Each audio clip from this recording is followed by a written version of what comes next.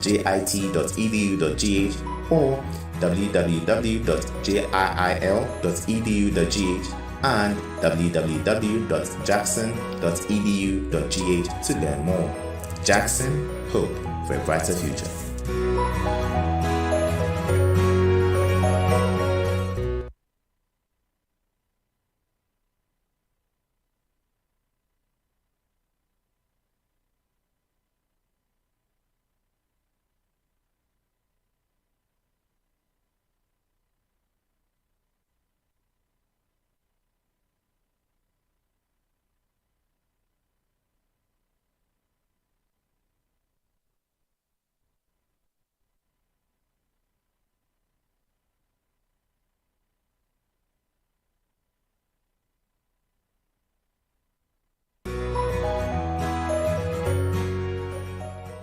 Hello there. We at Jackson Educational Complex want to give you the opportunity to Hello there. We at Jackson Educational Complex want to give you the opportunity to experience world-class education with us. Are you looking to rub shoulders with the best in the business industry? Then, the British accredited IIE Bachelor of Business Administration and IIE Bachelor of Business Administration with marketing option offered at Jackson Institute of Innovation and Leadership is the springboard to get you there. In a fast-paced world ruled by ICT, Jackson Institute of Technology, in partnership with NIIT India, is offering you the chance to be up to speed with the ever-changing world. With our beginners, intermediate, and advanced classes in web development, cybersecurity, and the like, you are sure to acquire world-class skills for the 21st century job. Jackson College of Education, with learning centers in 13 out of the 16 regions of Ghana, gives you the chance to work and get excellent teaching skills at the same time with our distance learning module. We run degree and diploma programs as well as top-up for those already having their diplomas. You are entreated to enroll now as admissions into any of our programs is currently open. You can call us on 0557 123 409 or 0201 260 290 for further inquiries, or you can visit any of our websites www.jit.edu.gh or www.jiil.edu.gh and www.jackson.edu.gh to learn more. Jackson, hope for a brighter future.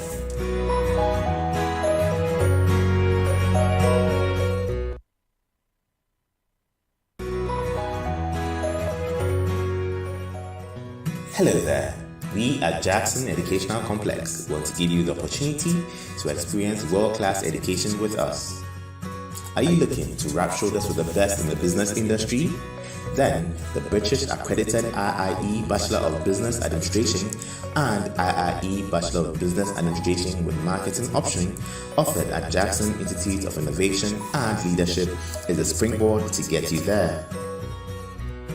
In a fast-paced world ruled by ICT, Jackson Institute of Technology, in partnership with NIIT India, is offering you the chance to be up to speed with the ever-changing world.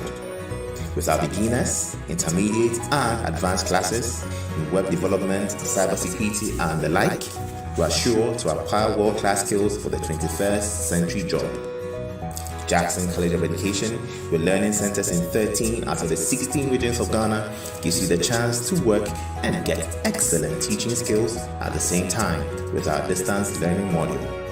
We run degree and diploma programs as well as top-up for those already having their diplomas. You are entreated to enroll now as admissions into any of our programs is currently open. You can call us on 0557 123 409 or 0201 260 290 for further inquiries, or you can visit any of our websites www.jit.edu.gh or www.jiil.edu.gh and www.jackson.edu.gh to learn more. Jackson, hope for a brighter future.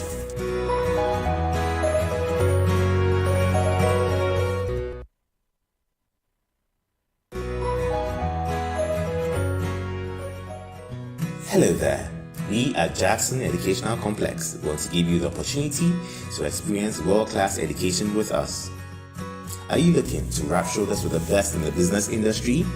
Then, the British accredited IIE Bachelor of Business Administration and IIE Bachelor of Business Administration with marketing option offered at Jackson Institute of Innovation and Leadership is a springboard to get you there. In a fast-paced world ruled by ICT, Jackson Institute of Technology, in partnership with NIIT India, is offering you the chance to be up to speed with the ever-changing world. With our beginners, intermediate, and advanced classes in web development, cybersecurity, and the like, you are sure to acquire world-class skills for the 21st century job. Jackson College of Education, with learning centers in 13 out of the 16 regions of Ghana, gives you the chance to work and get excellent teaching skills at the same time with our distance learning module. We run degree and diploma programs as well as top-up for those already having their diplomas. You are entreated to enroll now as admissions into any of our programs is currently open. You can call us on 0557 123 409 or 0201 260 290 for further inquiries, or you can visit any of our websites www.jit.edu.gh or www.jil.edu.gh and www.jackson.edu.gh to learn more. Jackson, hope for a brighter future.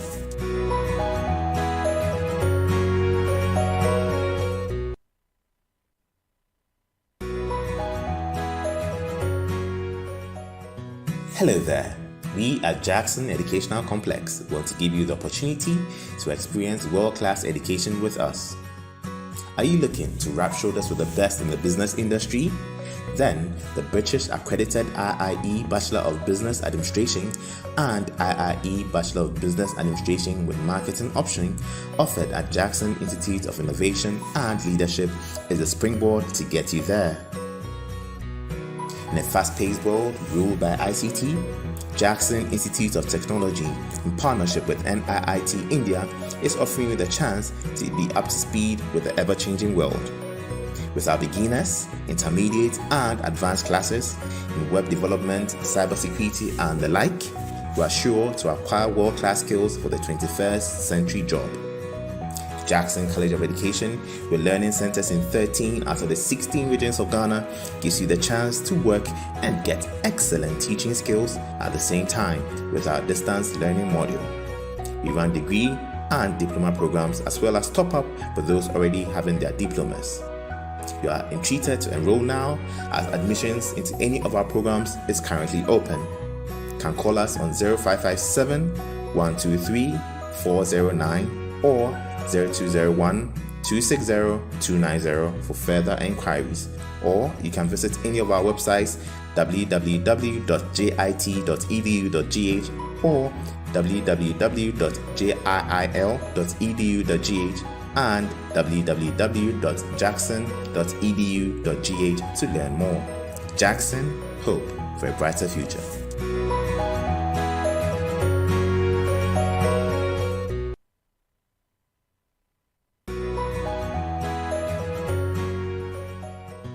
Hello there. We at Jackson Educational Complex want to give you the opportunity to experience world-class education with us. Are you looking to rub shoulders with the best in the business industry? Then, the British accredited IIE Bachelor of Business Administration and IIE Bachelor of Business Administration with marketing option offered at Jackson Institute of Innovation and Leadership is a springboard to get you there. In a fast-paced world ruled by ICT, Jackson Institute of Technology, in partnership with NIIT India, is offering.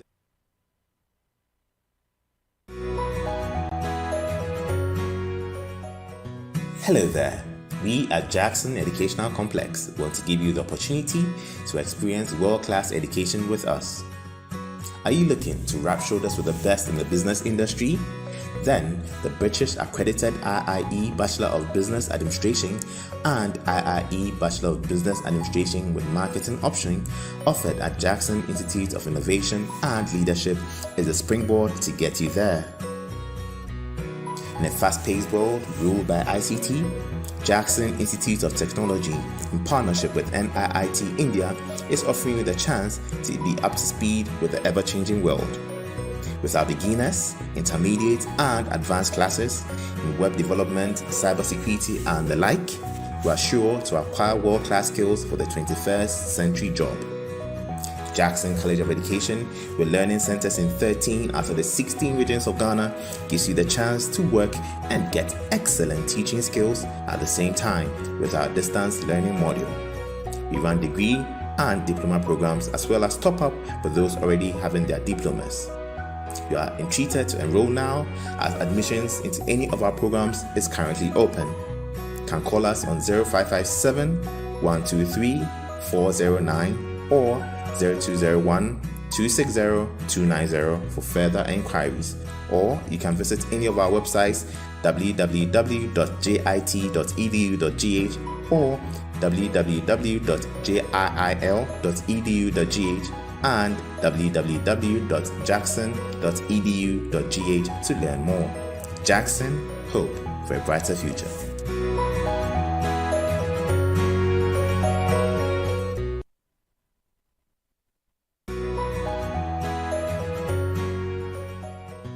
Hello there. We at Jackson Educational Complex want to give you the opportunity to experience world-class education with us. Are you looking to rub shoulders with the best in the business industry?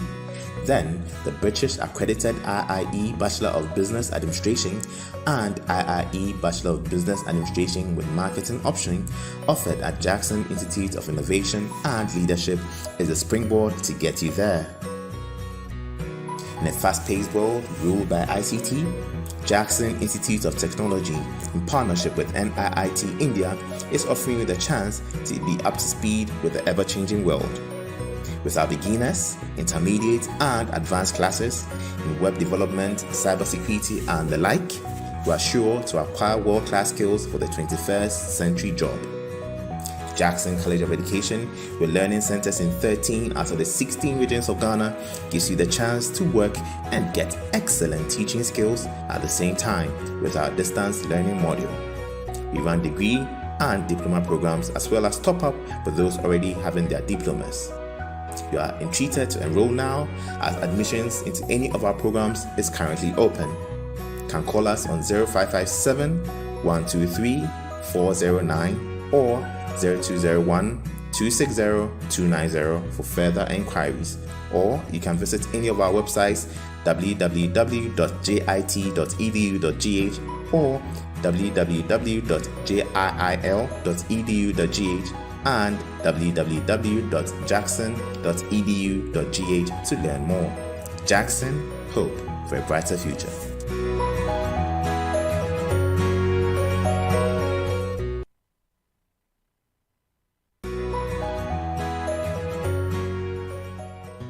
Hello there.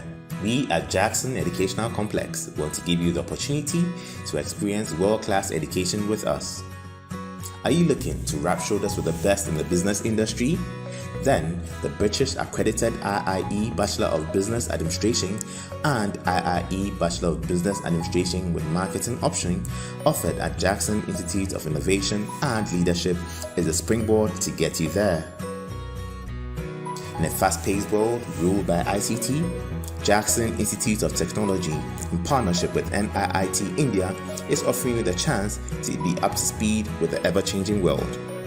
With our beginners, intermediate, and advanced classes in web development, cybersecurity, and the like, we are sure to acquire world-class skills for the 21st century job. Jackson College of Education, with learning centers in 13 out of the 16 regions of Ghana, gives you the chance to work and get excellent teaching skills at the same time with our distance learning module. We run degree and diploma programs as well as top up for those already having their diplomas. You are entreated to enroll now as admissions into any of our programs is currently open. You can call us on 0557 123 409 or 0201 260 290 for further inquiries, or you can visit any of our websites www.jit.edu.gh or www.jil.edu.gh and www.jackson.edu.gh to learn more. Jackson, hope for a brighter future.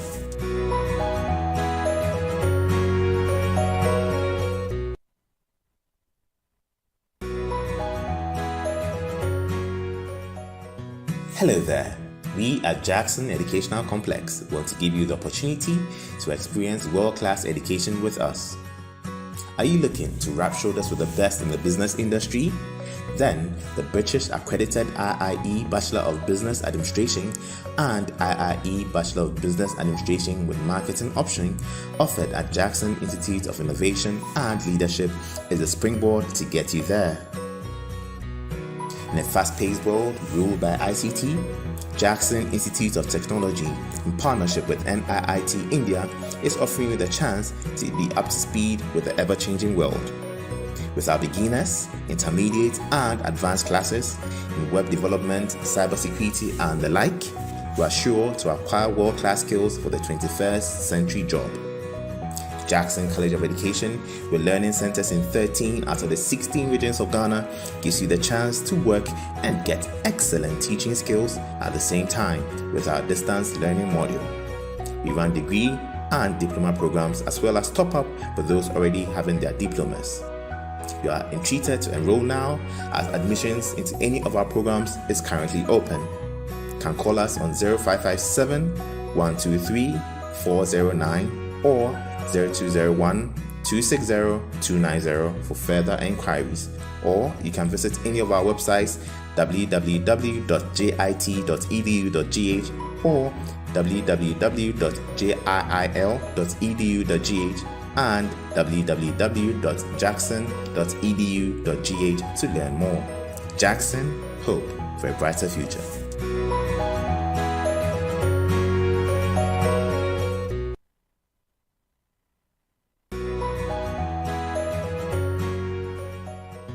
Hello there. We at Jackson Educational Complex want to give you the opportunity to experience world-class education with us. Are you looking to rub shoulders with the best in the business industry? Then, the British accredited IIE Bachelor of Business Administration and IIE Bachelor of Business Administration with marketing option offered at Jackson Institute of Innovation and Leadership is the springboard to get you there. In a fast-paced world ruled by ICT, Jackson Institute of Technology, in partnership with NIIT India, is offering you the chance to be up to speed with the ever-changing world. With our beginners, intermediate, and advanced classes in web development, cybersecurity, and the like, we are sure to acquire world-class skills for the 21st century job. Jackson College of Education, with learning centers in 13 out of the 16 regions of Ghana, gives you the chance to work and get excellent teaching skills at the same time with our distance learning module. We run degree and diploma programs as well as top up for those already having their diplomas. You are entreated to enroll now as admissions into any of our programs is currently open.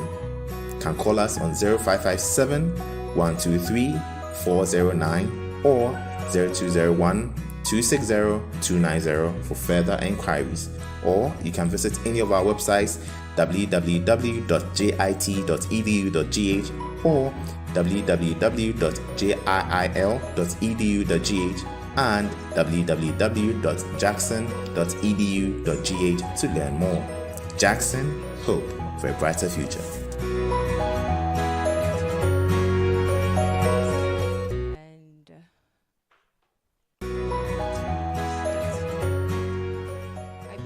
Hello there.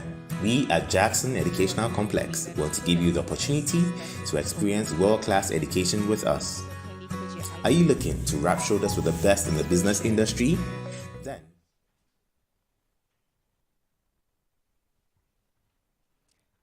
Our Heavenly Father, we thank you for today. We are grateful. We are grateful for today. We are grateful for the gift of life. We are grateful for this beautiful weather. It's an auspicious Friday, and we are thankful for bringing us here to have another wonderful session about how to be great leaders to change our society. Father, we pray for enlightenment. Inundate our hearts with light. Illuminate us, even as our speaker shares nuggets with us. That we wouldn't leave here the same, but we'll leave here as agents of change to wherever we find ourselves. We thank you for your presence. We thank you that you are guiding us. We thank you that you are with us and you're leading us. We bless your name for a successful meeting. In Jesus' name have we prayed with thanksgiving. Amen.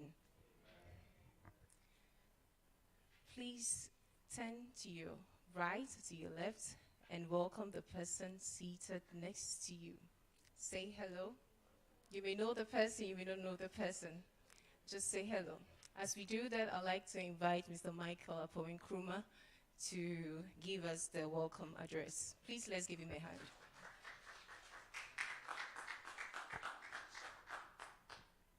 Please clap for me. Clap for me. Anyway,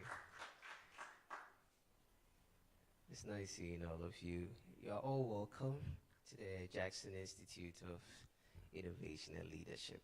I'm sure for most of us today will be our first time of being here. Right, so you're welcome. From there, and then for our partners, those of us joining online, I think kudos, you have actually a large number of virtual presence today, so you are all welcome. If I could shake your hands, I would. Unfortunately, I can't. Anyway, so it's nice to see all of us here. The leadership conversation started. It's been, I think, about 2 months old or 3 months old, and it's been excellent. It's an opportunity for me. I think it's a priceless opportunity. You get to sit one-on-one with people who've gone far ahead in their journey. Today's speaker is a very special person. I'm glad myself personally, I'm seeing him today for the first time. He's also very handsome. Before I met him, I thought I was very fresh, but unfortunately. So now the competition is between me and my boss. We'll see who is fresher. Anyway, but that is nice. Also, I think we're all coming from different angles. Jill runs a large number of programs. We'll hear a little bit about that very soon. So some of us are here because presently we have a very good package running for a lot of people out there. So we having our periodic leadership conversations. So today we had an aspect of it where we are going to elaborate on some of these programs. I hope you get that. So that is why no matter what you called for, we all agree that we are coming here today, but we have the time to expand on all of that. I hope that makes sense. I hope you get it. Is it brought for too much? Okay, if it's not too much, you can mix it up. So yes, it's going to be a thrilling time, an exciting time. I personally believe so much in networking. Right, so much in networking. Today you've come, take advantage of the opportunity. You're meeting someone very new. It can lead to a lot of good things, and good things across all angles. It can lead to the wedding day. It can lead to, but then primarily it's leading to you developing yourself and developing yourself for your career. Today we are looking at a very critically important topic. I think I'll give kudos to the originators of this topic. I know it has something to do with my boss and today's speaker. But you're looking at employability. I think most of these programs you have, and then the caption is how to get a job. That is all. And when you get a job, what happens? But this is taking us through the journey, not even from how to get a job, from writing your own CV, because CV does not lead straight to a job. How to get a good CV, then it will take you through the whole journey of employability, right? So those of us here, another reason why we called for our major health program that we are running now, the reason why we fused the program today with this one is It's going to be an employability opportunity. So we are going to guide you also how to make this opportunity work very well for you. I think I'm talking so much. There's so much better to come. So, in the name of God the Father, the Son, and the Holy Spirit, I welcome you all to today's program. Have a lovely time. Have a wonderful time. I want to say a special welcome to my friend. She's called Hannah. Oh, everybody look at my friend. I want to give her a shine. Hannah, you are welcome. It's good to be my friend, you know. And then my other friend, Susanna, they all have very nice hairstyles. Susie, also give me away. And the rest of you, if you want to be my friend, meet me off it. Hey, okay, yes, you're my friend. That is lovely. We are all friends and we are all family. Have a lovely time, and then let's enjoy the moment. Thank you so much. Thank you very much, Michael. Before we continue, I'd like to acknowledge the presence of one important personality in our midst, in the person of Professor Ebenezer Jackson. Please. The progenitor and luminary of Jackson Educational Complex. We are here actually because of him. Please, another round of applause for him. Thank you so much, Prof, for joining us. We'd like to invite Mrs. Dora Nana Adote to tell us about Jill. Please, let's give it a hand.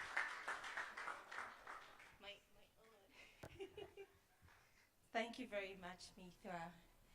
It is such an honor to stand in front of such great men and people, men and women. Thank you very much. So we are here. At least we should know what happens here or what goes on here. This is not a recreational center.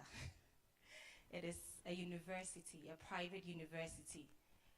It is not your normal or your regular private university.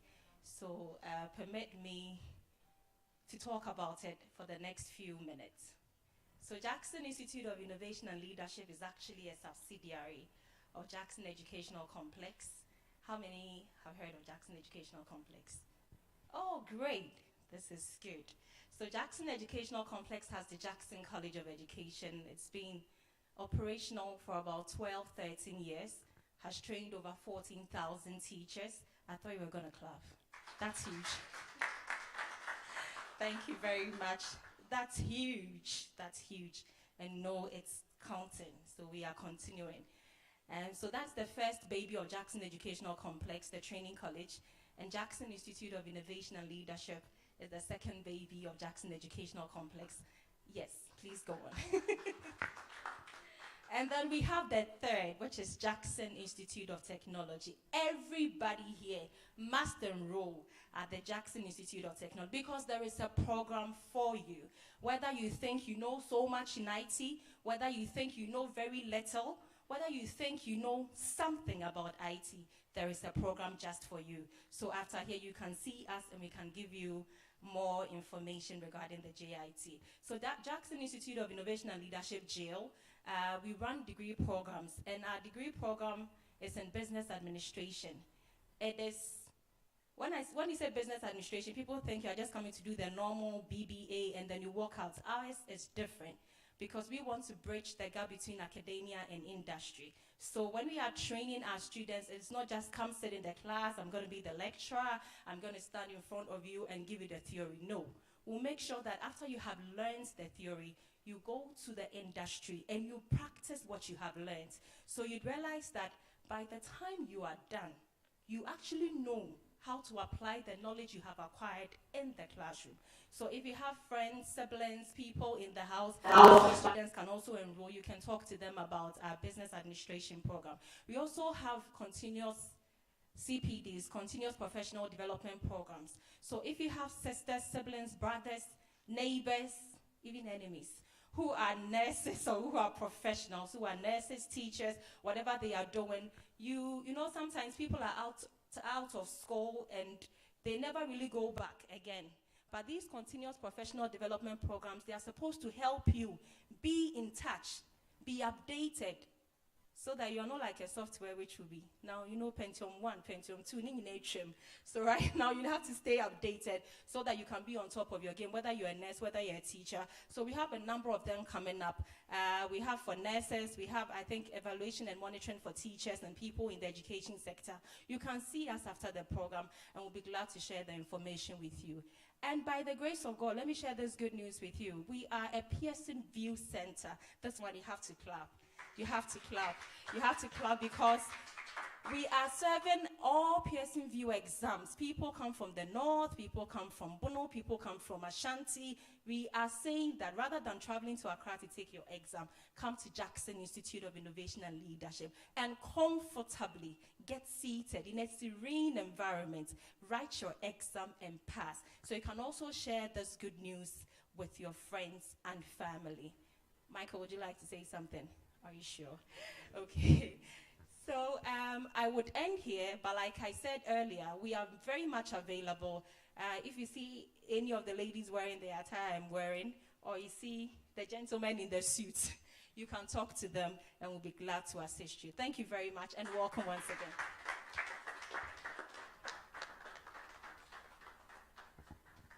Thank you very much, Mrs. Adote.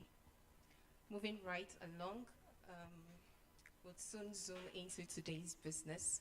And before we do that,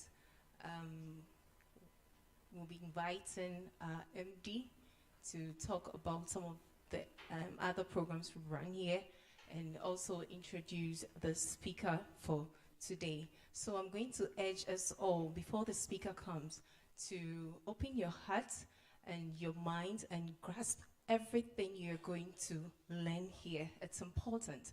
I believe you're going to leave here changed and transformed. So with a hand of applause, let's invite Mr. Daniel Evo Jackson.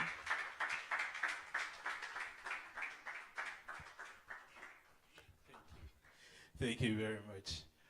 Good afternoon, all of you. Yeah, good afternoon. Those online, good afternoon, wherever you are. It's good to have you all here. I'm very happy that you're here. I know you're all here for different reasons, but we are all here to have our knowledge, expand our knowledge, expand our experience, and then let us know, which will help us into what we are doing in our lives in the future to help our country and also to help ourselves. True.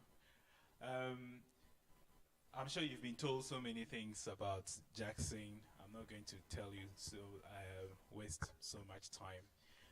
We are also having one other aspect which we were all expecting people to be here, is that we are also having training for, opportunity for nurses who want to go and work in the UK. But then before you go and work in the UK, after passing your exams, you need to also you have to go and pass your interview. You need to get a CV. You need to pass your interview. And then the interview they are not just going to ask you what color of shoe, when you go to work, what do you do, and then you list all the responsibility. You need to be able to be conversational, talk to them, let them know why they should take you over somebody else. So that is why we have brought a very special friend, very special brother, all the way from the Queen's country. Just to come and help all of us. Yes, he's coming from England, but then the knowledge is what transcends borders. It's the same that is needed here. Like Michael said, most of the time, even we do our CV to job finding, and then we pause, assuming that when we get the job, that's the end. But how do we maintain the job? How do you grow in the job? Are you just going to be there because you are just there and nobody else, you're waiting, you don't want promotion, or you just want to get your, as I said, they always want the month to die quickly. So then we get our money. So we always want the month to die. We are always praying for somebody to die at the end of the month. Right. So we are here. So we have, I'll tell you the official bits, right? And then I'll add what I know. Right. So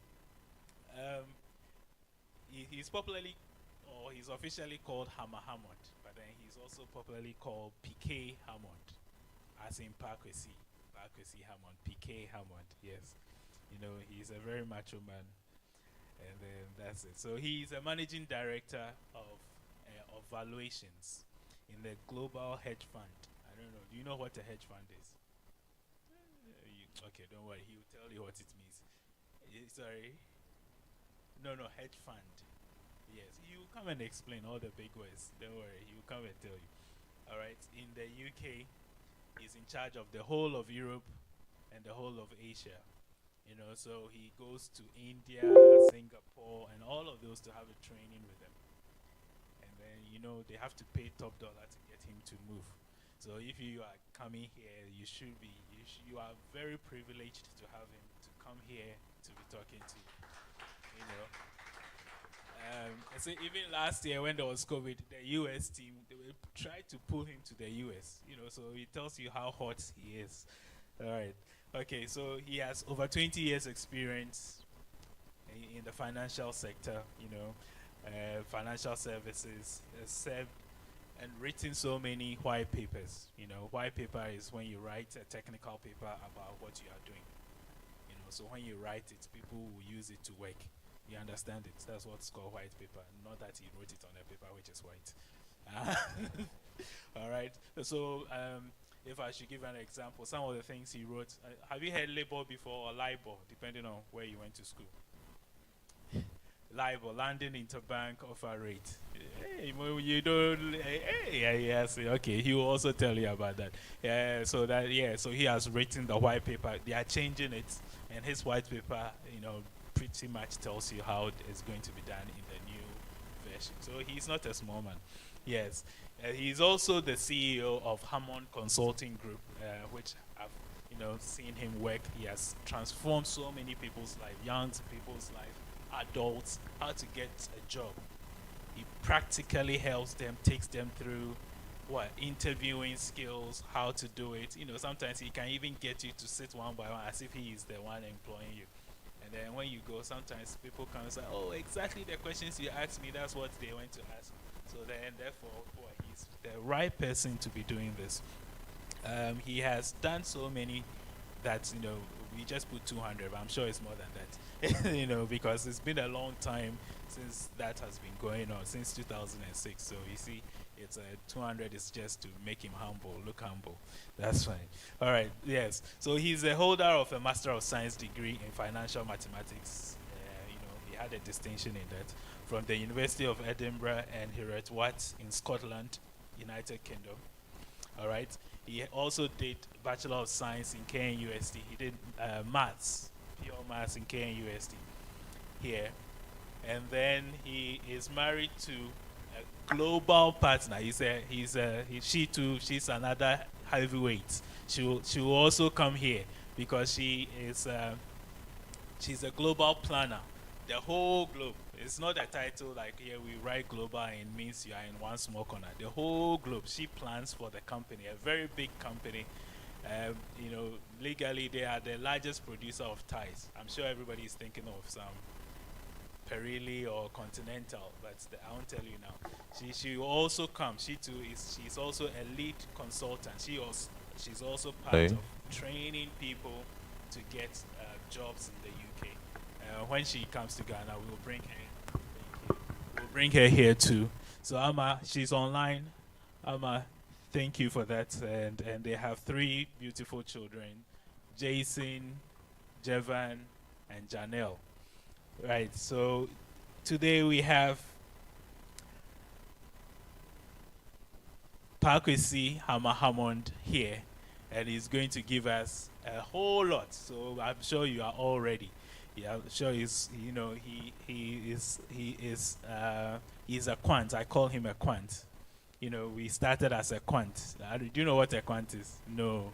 Hey, today Parkwesi, we have a lot of work. He started as what we used to call ourselves African quant. You will explain. And then now he's global.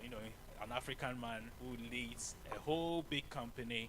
Like I just said, he's from here. He's one of us. But he leads companies in what? in the UK, in Europe. When we say Europe, it's not UK, all of Europe, then all of Asia. And I am from Beto, so then you get to know. I want you to get the how lucky we are to have him here, so that when we are learning, we are able to appreciate it. So yes, without much ado, I'll leave. I'll invite Mr. Hammond to now take the microphone and the stage and give us why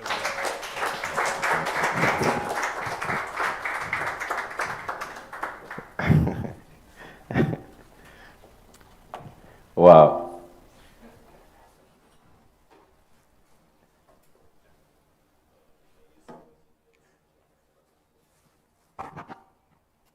Okay. All right. I want to say a very big thank you. Am I not very loud? Yeah.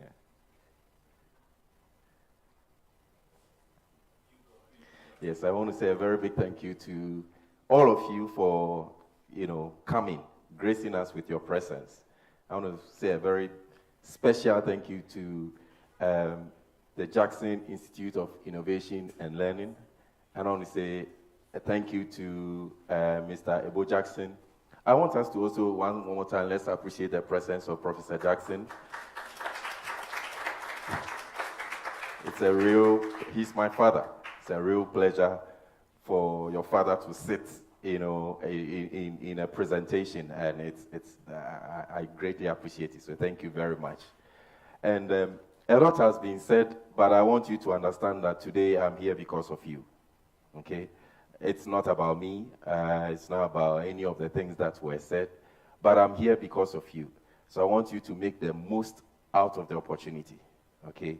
Make the most out of the opportunity, because I was one like you.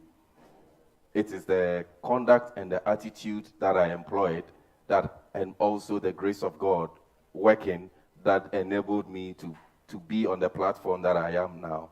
But the very things I'm sharing with you, especially Hammond Consulting Group, was birthed out of what I saw as a gap in what people like us ought to know but didn't know.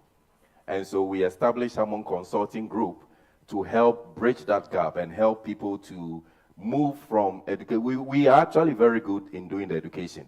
That has always been a thing. We do first degree, then we go and do our master's. We are very good at that. It doesn't always translate into us getting decent jobs. And there was it's almost as if in our institutions, we are just prepared to get a degree. But then after the degree, it's you and your God. But there is a process, there is a mindset, there is a journey. And so what we are doing is just making people aware of the process and equipping and empowering people with what to do so that they make the most out of that journey. Okay? So when I walked in, I looked, and I know most of you have come here many times, but I don't know how many people have actually paid attention to the vision of jail. I took notice, and I want to read that to you. It says, to develop, train, and produce leaders and professionals with practical, employable, and quality skill sets for the development and stewardship of tomorrow. That's what it says. There was a lot of attributes that were mentioned, one of which was employable. What does employable mean? Employable is a word that can easily be overloaded. It's almost as if when we get a job, we feel we are employable. No. Getting a job and being employable are two very different things. And hopefully today, you'll get a good understanding of what that is, and you take the necessary steps to ensure that you make the most out of the opportunities. So I want to delve straight into it. We are doing employability. We talk about the word employability. Employability. Please, from today, I want you to embrace this word. I want you to personalize it. Let everything about you mimic employability. What is employability? Employability refers to your ability. That means it's intentional. It is something you intentionally do. It doesn't come automatic. It is not because you have a degree. It is not because you have gained a certain promotion. No. It is something that is very, very intentional. Employability refers to your ability to gain. I've highlighted the key words I want you to look at. It's your ability to gain initial employment. So when you go through any educational institution, you come to a certain point in time where you are finished and you want to move and get a job. The process between finishing and getting that job is an initial job. It's not a job. You don't say, I have gained employment. Said, I have gained initial employment. And you will soon understand why the word initial is key. Because when you have got a job, there is also a process to maintain the employment. Okay? Even in certain circles where someone can say, my uncle works here, so he linked me. Okay, fine. You go in there, that is just the initial process. Your uncle may not be there forever, or the dynamics of the place may change. Certain circumstances may change. So there is also another process to maintain the employment.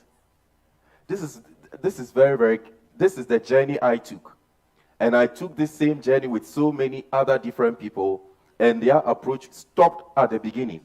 Once they got the job, praise the Lord, that's it, it's finished. But there's a process to maintain it, and you will soon see why. And then also to obtain new employment if required. That is what employability is. So it's first an ability. That's why I'm saying it is intentional. You develop that. It's an ability to gain an initial employment, then to maintain the employment, and then to obtain new employment if it becomes necessary. That is employability. Now, why am I saying all of these things? In recent times, casting our minds back to maybe 15 years, a lot of things have actually changed in the world. How many of you remember the global financial crisis? There were certain things you were hearing, liquidity crunch, and there was a whole global financial crisis. Do we remember? Do we have memory of that event?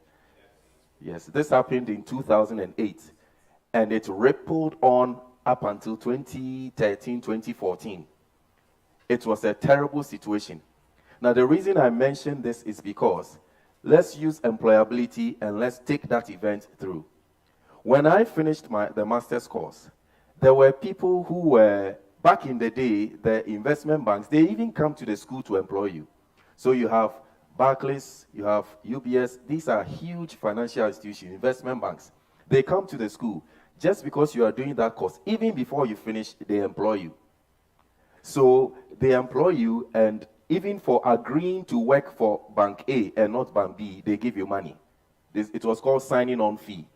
So can you imagine, you are sitting in class now, a group of banks come, 5 of them, and you decide to go with A. A say, okay, then take some £5,000 just before going with us. So everybody was happy. It was happy days. Right. Now, that's why I said gain initial employment. That was the initial stage. Now, a lot of people just went along. They joined the wagon. But in 2008, when the global financial crisis happened, essentially one of the biggest investment banks folded. That's what caused the global financial crisis.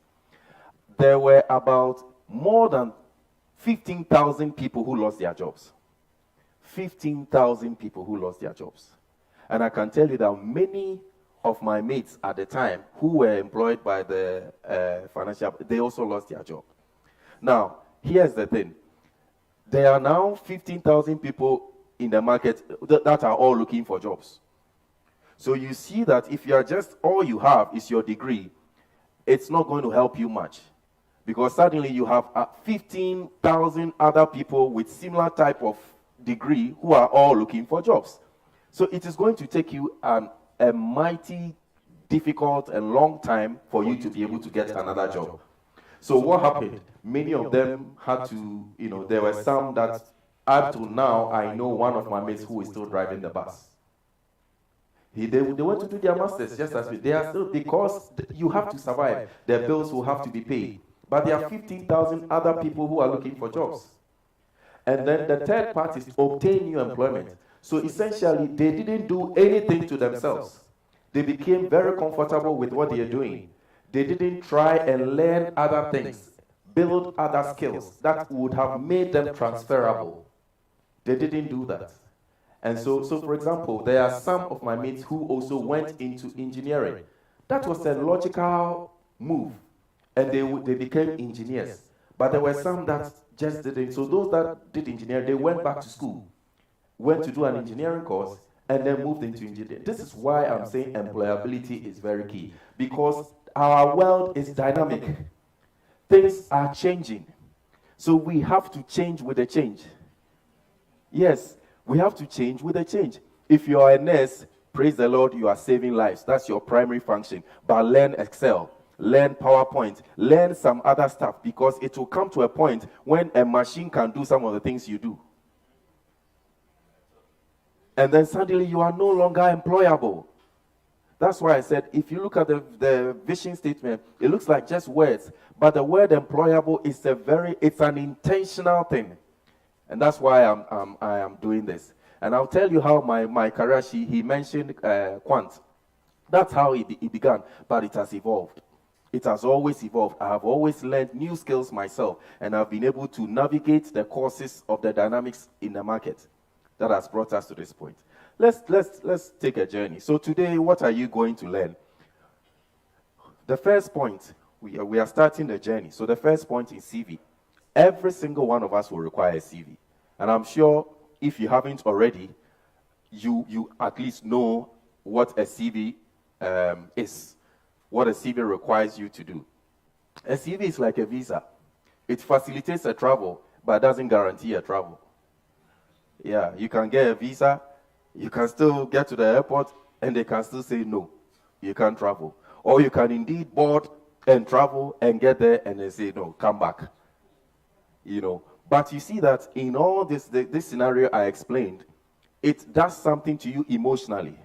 If you have the visa, confidence is high, your morale is high. But if you go and they say you can't travel, it has the capacity to bring you down. That's exactly what a CV does. When you have the CV, you have some kind of confidence that this is going to take you to the next step. And if it doesn't, it can break you and it can shatter you. Essentially, you don't know where to take the next step, because it appears that you have put a lot of CV to represent yourself, and yet it's not good enough. But you've got all the good credentials. So we'll learn today about CV, and we use the term construction. A CV is constructed, a CV is not written. There's a difference. Yeah, because when you are working at a till, serving people, if that is all you have done and you need a CV, you are going to say, I sit at the, what's the A-Life? Is it still, Poku trading? Yeah, so you're going to describe your role as, I sit at the till at Poku trading and I serve customers. How is that going to help you on your next job if you just describe it that way? But that same thing that you do, you can put it this way: responsible for reducing queue times at peak hours in a busy supermarket. Do you understand what I'm saying now? You see the key difference now? So a CV must be constructed.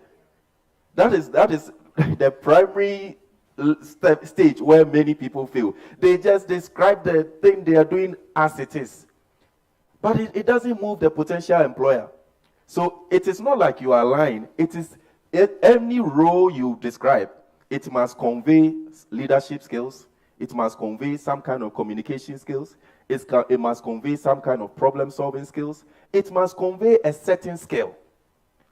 Every role you describe that you have done. And I also want to emphasize, no work experience is irrelevant. No work, even if you are washing cars, it's not irrelevant. It is the way you describe what you have been doing. Anyway, we will get there, but I just want to lay some foundation. So we also look at building your profile.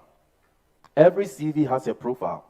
The CV itself has a profile. And you as a person, you have a profile. And sometimes we don't really build our profile well. We don't build our profile well, and that is one of the key failures that we impose upon ourselves. We are also going to tackle job search. That's also when you have a good CV, assuming you've gone through all the things we are talking about, CV construction, building your profile, and now you have the CV. Now, how do you get the job? It's not going to just land on your lap. It's not going to be like that. So how do you get a job? How do you do it? We are going to look at that. I hope this is appealing to you so far. Good. As I said, this is very practical. It's not theory. This is something, a journey I myself have taken, and it has been a blessing to many as well. The whole team of Hammond Consulting Group, it's been a blessing to many. So let's just jump in straight to what a CV is. Now, don't worry about all the details. I really have highlighted the ones I want you to focus on, because I know every one of us know what a CV is, right? But maybe you know it by, I need a CV and I just need to show what I did, and so let me produce a CV. But at the very core, it just highlights your professional and academic history at the very essence of it.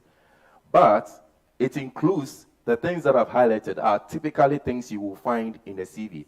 Your work experience, your achievements, your awards, your scholarships or grants, coursework, research, projects, publications, and also publications of your work. A CV will contain these details. So as I mentioned, you remember, I know that there are some nurses or potential nurses to be here, so I'd like to use that example as well. If you are planning to be a nurse, I said that your primary goal or objective is to save lives or is to help lives. But in the course of that journey, you may have done maybe some research. Now, you have to be able to understand that when Ghana Statistics Board is looking for somebody to do a research, you can apply for that job. It's because, you see, that's your primary, but coming along with the primary are also transferable skills. So don't just say I'm a nurse and so nurse. Yes, that's the primary, but you have a lot of other attachments that are transferable. And she mentioned my wife Hama, so she started, it's been the same. She now transferred the same skills. The same skills allow you to move into so many disciplines. And so this is what a CV is. Now, how many of you actually know that there are different types of CVs? And not every CV type is appropriate for every one of us. Again, this is the level, the lack of understanding that causes many people to fail. Remember, I said a CV is like a visa. If you actually produce it, your confidence is like that. But if it doesn't catch fish for you, it kind of breaks you. It can just quench the oxygen from your flame. You don't feel motivated to look. You feel like everyone is making it, but you talk about the system is hard. No, it's not like that. Sometimes you have to sit back and look at yourself again. Now, a CV is like Lego. It contains education, employment, skills, other qualifications, and personal profile. But the way you build it, you can give you the same set of blocks, but the way you build it either produces something that's very attractive or something that looks kind of mediocre or unattractive. But at the very essence, we have the same building blocks. That's why I said a CV must be what? Constructed. A CV is, don't just say, I am going to write my CV. Say you are going to what? Construct your CV. Yes, okay. So today I'm going to walk you through some various types of CVs that exist. And I know 99.9% of us are familiar with just the first one. 99.9. Chronological CV. That's what we all produce. We start and we have a profile. Then we have 2006 to 2009, this. 2012 to 2000 that. And then we say education, 1998 to, that's how we do it, isn't it? Yeah, that's a chronological CV. But that kind of CV is not good for everyone. So let's say Mr. A had some personal family issues. So between 2001 to 2004, he had to defer his education. If he uses that CV, it's not going to catch fish for him because the employer is going through and then suddenly there's a 4-year unaccounted for gap in that CV. If you have the opportunity to be invited for an interview, then you can explain it. But where the CV has gone to the recruiter first and he's looking at it, he's oh no, then you put it aside. So that means in that instance, that kind of CV is not appropriate for Mr. A, because he wants to structure the CV in a certain way so as to not to hide the gap, but minimize the relevance of the gap. Do you understand what I'm saying? Yeah. So we are all familiar with chronological CV. There is also functional CV, which we'll talk about. Now, in that instance, I just explained, a functional CV would have been more appropriate. Remember, I said it's still the same building blocks. Nothing, the difference between this and that is not different. It's just the way the building blocks are being arranged. Please, it's very important. That's why we are taking time. So this, what you are gaining here, it's priceless, because it's not like the typical Google stuff. This is practicals, not theory, okay? And then we also have hybrid, and I will explain what hybrid is. And then we also have technical. Are we learning something new? Okay, so I won't talk much about chronological CV. It suits if you don't have any gap in your education, no gap in your employment so far. Brilliant. Chronological CV format suits you. Your experience and your skills are closely also related to the job. So this is where the nurse is applying for a nursing job. This is where the engineer is applying for the engineering job, you know. But when the computer engineer wants to apply for the nursing job, he can't do that. He can't use a chronological CV. It won't work. You see what I mean? Yeah. And also, you want to emphasize your career progression. So typically, you hear, that's why you do 2000, because in such CVs, there are no gaps. You show start, end. And in your most recent one, you say 2010 to ongoing. Yeah, and then you let the potential employer know that you have been there. You know, there are no gaps. So this is the format that typically you use as your CV. Please look at your CV again. I'm sure you agree with me that every one of you, your CV looks like this, isn't it? Yes. So it is a fair source of problem, because unless you tick all these boxes, it is likely not to work for you in many instances. But the good news is that that's not the only type of CV. This, on the other hand, most people don't know. Most people don't know. It is called a functional CV. Functional CV. It pays very little relevance on your employment history. It focuses on your skills and your personal qualities. So you see, the way you structure this CV, it doesn't look like from 2008, no. It starts and then it has a profile at the top. So my name is Beatrice Amwa. I'm passionate about nursing. I have transferable skills. You know, it talks at the profile section a great deal of your profile. Then it jumps straight into a set of skills. It just talks about skills. So, because you know you're going to be caring after patients, you know you need good communication skills. You know you need good persuasion skills. The person that doesn't want to take that injection, there is a certain level of persuasion that is required. So you put that persuasion thing there and then you explain. Then you put ability to solve a wide range of problems in a calm and efficient manner. You are running toward A, this is screaming, that's the kind of thing you want to. So that section just contains a bunch of skills. The minute the potential employer lays their eyes or casts their eyes on that section, they are already forming a 3D image of the person on their CV. They are not, at that point, they haven't even looked at. The employment history is of little relevance, because it looks like this person has got everything that we are looking for. It's called a functional CV.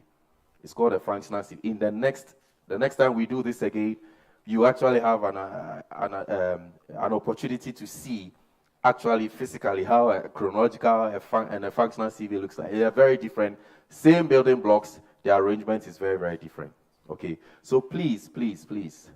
So here, this format is, remember also, you can also be in a current job. Remember we said employability is also what? The third part is also to gain new employment where necessary.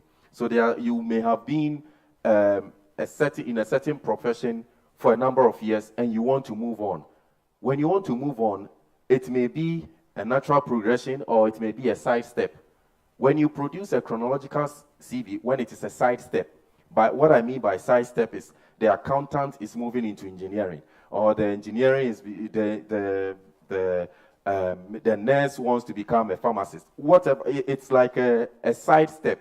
You don't produce a chronological CV because, again, it doesn't. The employer is saying, "Oh no, but she's not qualified. She's not qualified. She's not qualified." But when you produce a functional CV, what they see is the skills. What they see is the qualities. What they see is your attributes, and they form an image of you even before they actually even invite you to come. Okay, so this is appropriate for how you want to use your transferable skill to get that. Also, when you have gaps, as I mentioned before, this is the format that is useful. And also, especially some people have, when you ask them about their employment history, all they've done is voluntary work. And it's short, maybe when they were in school. When you create a chronological CV with that, it looks a bit desperate. It looks like this person is trying to force some employment history when there's none.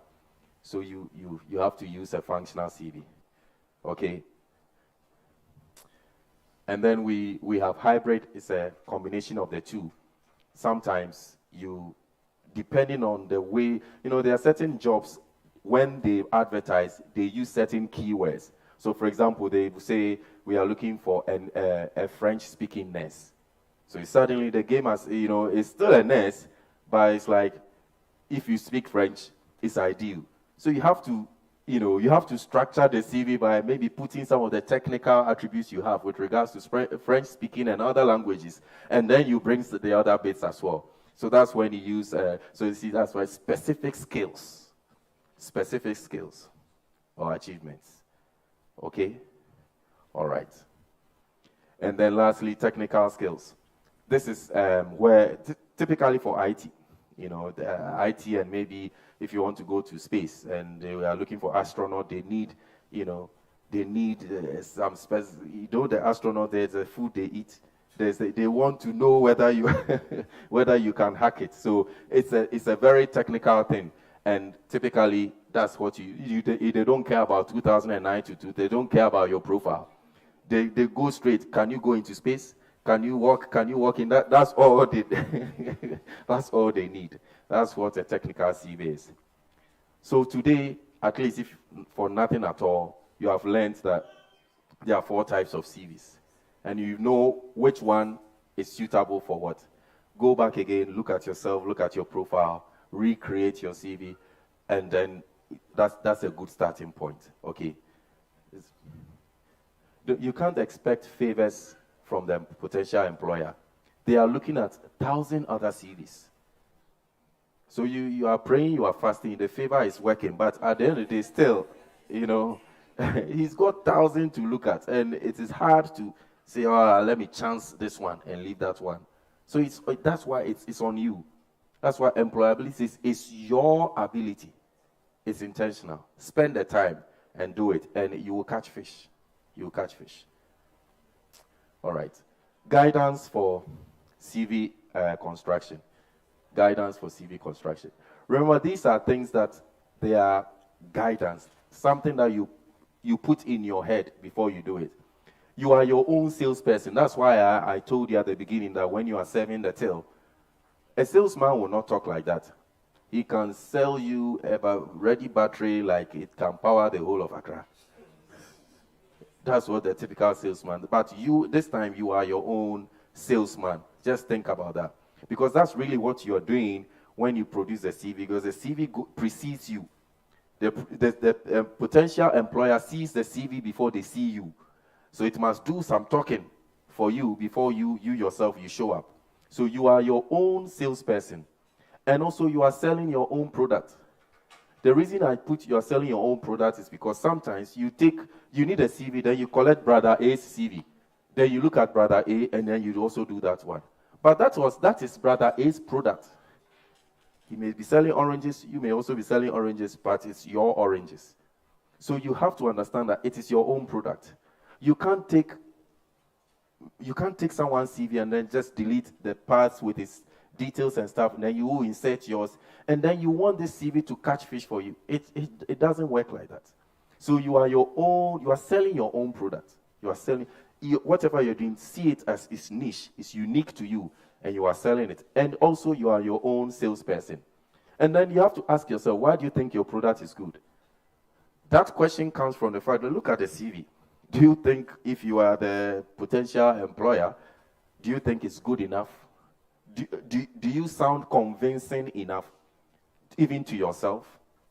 You know, sometimes maybe you dress and they tell you, you're looking handsome. You yourself, you know, no. Yeah, yeah, you have to, you have to do that appraisal. After you have produced it, I don't like the format. Maybe the formatting is all over the place. You know, so do that, okay? Why do you think your product is good? Do that. It will help you to streamline it, to make it look very, very professional. Why should someone purchase your product? Why should someone purchase your product? Essentially, always understand. Remember I said in the case of 2000, there were 15,000 people looking for a job. If there was one opening became available, there are now 15,000 people looking for it. So, but there must be a criteria for choosing that one. So that's the question I'm asking here. Why do you think you stand up heads above everyone else? You have to ask yourself that. Make sure there are no typos. It's very, very important. Make sure there are no typos. Make sure that your profile, anyway, I'll get there. I'm jumping. It's one of the boxes. We'll get there. Also, can you explain all the things your product does? Some people put on their CV research on something photosynthesis, and they are forgotten. And then they go to the interview and say, I'm very interested in that project that you did. And then you say, which one? They have even forgotten that detail is on their CV. We must be accountable to every detail we put on the CV. I recruit as well. I interview a lot of people, and I'm telling you, it's very, very funny. People even put degrees they didn't do there. But I think it's because they actually copied someone's and they forgot to delete that one. So I said, but you said which one? Where? When? I said, it's on the CV, look at it. You know? So you must be able to explain everything your product does. Your product can do many things, that's fine, that's not a problem. But you must be able to explain every single thing that you claim your product does. So everything you put on your CV, be able to defend it. If you put certain skills there, for example, you say you are proficient in the use of Microsoft Excel. You put it there, it carries weight by itself. But be prepared that they can ask a question on that. So when they say, how do you insert a column, you say, which column? You know, which column are you talking about here? Yes. So let's be mindful. And also remember, this is a very important point. A poor product, well packaged, can be sold. That's what happens with most of the Chinese stuff we buy here, isn't it? It looks so attractive. But, yeah, expose it under wonderful sunlight and it won't last long. But there may be an equivalent homemade product that struggles to sell because of packaging. And so that's how I'm saying that your CV must look beautiful to you. There are formats, there are styles, there are so many things you can add. There are certain CVs, when it gets to the employer, it is the format that attracts them first before the content. There are others, the content is good, but the format is so bad that it gets overlooked. Okay? So a poor product, well packaged, can be sold. And a good product, poorly packaged, can remain unsold. It doesn't mean it's not a good product, it's just the packaging. Also, no work experience is irrelevant, and I must emphasize this. Always think about what are some of the skills that you know. Team player, talk about team player, good communication skills, we say that, right? Problem solving skills, we say persuasion skills, we say analytical skills, people management skills. These are all the ones that we are familiar with. So anything you have to explain, think of one of these and explain it along those lines. Okay? Because at the very essence, any work you do, what you did was you were solving a problem. It's a problem solving. So don't just describe it as if they said you should do it. No, sometimes that's why, you describe it as if they said you should do it. That doesn't, but add some oomph to it, add some oomph to it, yeah. So no work experience is relevant. And also, as we have always said, CV is constructed, not written. Yes, you must construct it. Use words that are, keywords. Some words are very catchy. Investors want to see responsible for. When you are describing, responsible for, they want to see those. Try and use things like that. Construct it. Responsible for. That means a certain level of responsibility. And also your profile must clearly articulate who you are and what you are looking for. I said that CV has a profile section. Some of the profiles I've read, oh my goodness. It starts off with, I'm a very enthusiastic individual, very dynamic individual with good persuasion skills. Then at the end we're saying, I'm looking for any role that will help me to. Oh, that sounds desperate. That sounds desperate. The reason why that sounds desperate is that the potential employer knows that when they hire you and the next person comes knocking, you are jumping ship. Because already, for me, you were desperate. So it was just for you to get a job and wait for the end of the month too, as Mr. Jackson said. And then another opportunity knocks, even when you have been with me for 2.5 months, bam, you are gone. So it's likely not going to work for you. The profile must clearly indicate what you are, what you're looking for. So you can say, I'm looking for a role which will allow me to put the skills that I've gained to date into use, whilst also providing a platform for me to develop further in order to fully establish my potential. You see, so you say that because you start by saying you are this, you are that, you are that. So you end by saying you are looking for a role that allows you to put the you are that, you are this into use, and also provide you with a platform to develop further so you can achieve your full potential. That's a wonderful profile. It means it's somebody who wants to add value to me and who is also looking for me to provide a platform for him to develop further. So the guy is thinking about progression. He's thinking about development. He's also thinking about adding value. But if we just say, list all your skills, and then the next line is, I'm looking for any role, that's not good. But because I've said what I've said, it means you need to have different types of CV, depending on the role, because it must clearly, so maybe you are applying for that role, the requirements are slightly different. You need to just carefully read the profile section again. Make sure it is somewhat specific or relevant for that role. Okay? Please, are we following? I told you I'm here because of you. Yeah, okay. Are you enjoying it? All right, okay.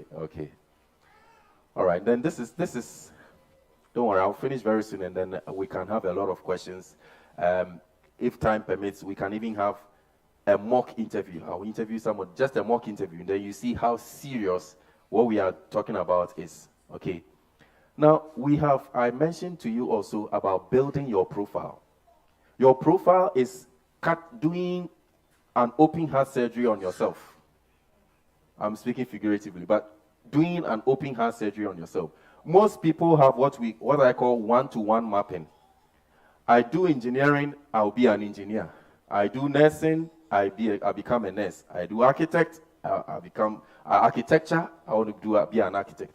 That's what we call one-to-one mapping. Now there's nothing wrong with that. That's great.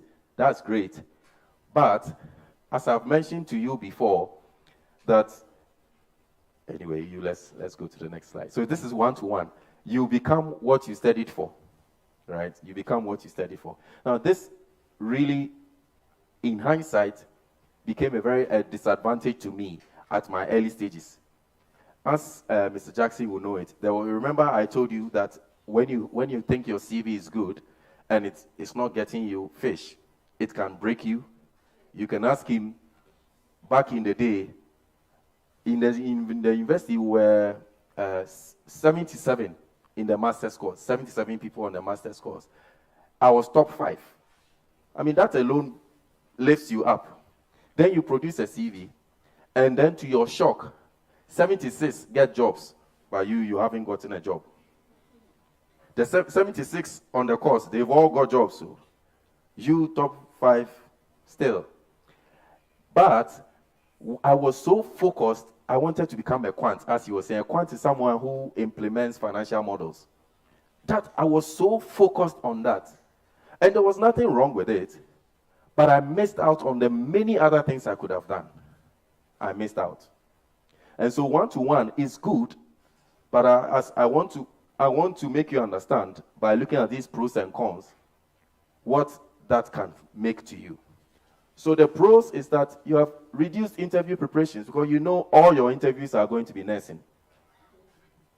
So once you get your the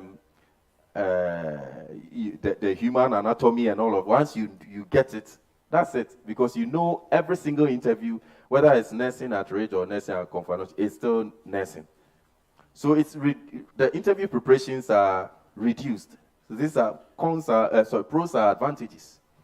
And also, you usually need just one type of CV. So it's just the same CV that you are just populating everywhere for that specific role. And then also, it helps you to focus because you know that is what you want. Even in your job search, you are just focused. You know, in where you are just looking for where you see nursing jobs. That's it. You are focused. The disadvantage is that you miss high-profile opportunities elsewhere that you can do.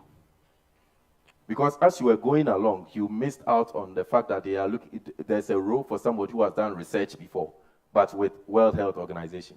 You missed that one because you were looking at nursing. But maybe you did the research as part of the course when you were doing the nursing. You see what I'm trying to say? So you've completely missed that one out. And let also announce to you, anything that requires research, the field is usually irrelevant. Because research is a method. It's a way of thinking. It's a way of approaching something in order to solve a problem. So research in dentistry, research in veterinary, research is still research. And typically anyone that says research, most often than not, in certain times, it is linked to a certain industry. But most often, they will tell you that anyone with a research exposure may be considered. They will say that.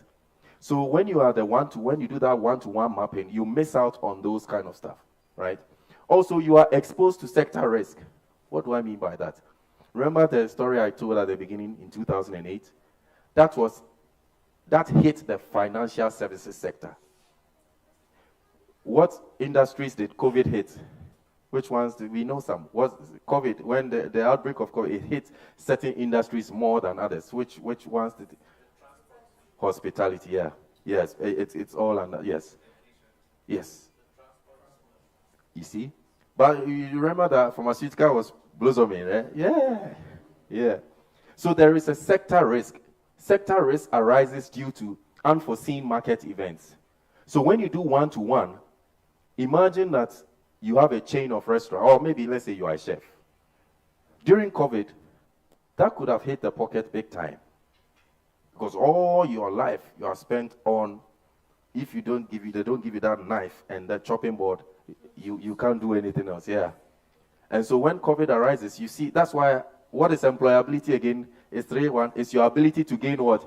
Initial employment, maintain the employment, and gain new employment where required. So that's why we are doing this, you see. So when you look at one-to-one mapping, when a sector risk arises, it can just finish you. The global financial crisis that occurred in 2008 lasted up to 20. As I told you before, my mate, who is still driving the cab, when I was coming, he took me to the airport. He told me he has heard that they are thinking of doing driverless cars. So now even the driving itself is still at risk, because he's seeing that a time will come when a driverless car can take you to the airport or can move you around. So you see what I'm saying here. So we need to be very, very dynamic. We need to move in the waves of the events in the market, and it is intentional. Also, it can lead to reduced earnings. Yeah, because all you've done is that. So when that sector, the highest maybe pay, CEO level, is let's say 4,000 Ghana cedis. That's it. You can't just go and demand 10,000. What makes you special than the other guy that we're paying 4,000? So you see, it can lead to reduced earnings or a non-optimal earning, let me put it that way. And also your career progression can stall. Because maybe the CEO is 82 and he will be there at because that's all you've done. And so career progression in terms of logical progression, not the acquisition of experience, but progressing within the role can also stall because all you've done is just a one-to-one profiling of yourself. Whereas we have these two, what I call many to one. Many to one. And please, this is what I'm prescribing for you. I'm not even proposing. I am prescribing. Because this is me as well, and I'll explain some of what these things are. Many to one, that is what you need. You see that many to one does not rule. What I call passion is what you are studying for because you are passionate about it. So it doesn't rule that one out. It is still in there. But you also have, that's why I say, all the sisters and our brothers here who are seeking to pursue nursing, learn Excel. Learn Microsoft Excel. There is admin in nursing. There is admin in nursing. At the end of the day, the injection, you have that one. The other nurse has that one. What you have that the other nurse doesn't have is your ability to also do those ones. It will make you earn more. Also, when the budget is tight and they want to reduce staff, you will stay. Because who is going to do that one? So you will stay. So improve your skill. It's intentional. It doesn't hurt to learn HTML. It doesn't hurt to learn Excel. I will even say start with the Microsoft Office Suite packages. No, especially Excel is so useful. I don't know if you don't. Excel is super useful. And it can do so many things. Even when you have to do a research role, the gathering of data, you have it. You know Excel. You go into any role, some form of data entry, and you've got it. An inventory system, you've got it. So Excel is so writing reports, producing charts, producing trend analysis. This is all there. And you can add that to whatever you're doing. And I'm telling you, there's a sister online in the UK. That's a very good example. She trained as a radiographer, and she's a very good one at that as well. But we said to her the same things we are saying to you now. And Excel, you need to do Excel. Guess what? She entered at entry level, then it came to the fore that, she knows Excel as well. Now they entrusted onto her, some admin system which checks those whose work permits are expiring because they need to adhere to certain conditions. So they need a system that is monitoring those ones. Now that has been entrusted into her. Within 2 years, she's moved up already. Because, if they do and she says, I'm going, who is going to do that? Yeah. So it's so useful. It's so useful. And then, so that is skills. So we know what passion is, right? And then we know skills. Then forecasting. What is this man talking about? Forecasting. What is the thing that, what in 10 years' time, what is going to be the big news here? Do we know? What do you think is, where are we heading to? What is seem to be a common topic for all world leaders? Oh, we know. Unless we are not very diligent in listening to the news. Please, it's not politics.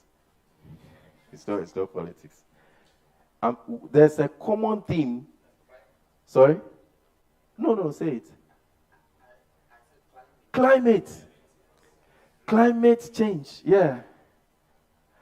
In the next couple of years, the focus is going to shift heavily towards climate. Cars, as we know it, is going to change.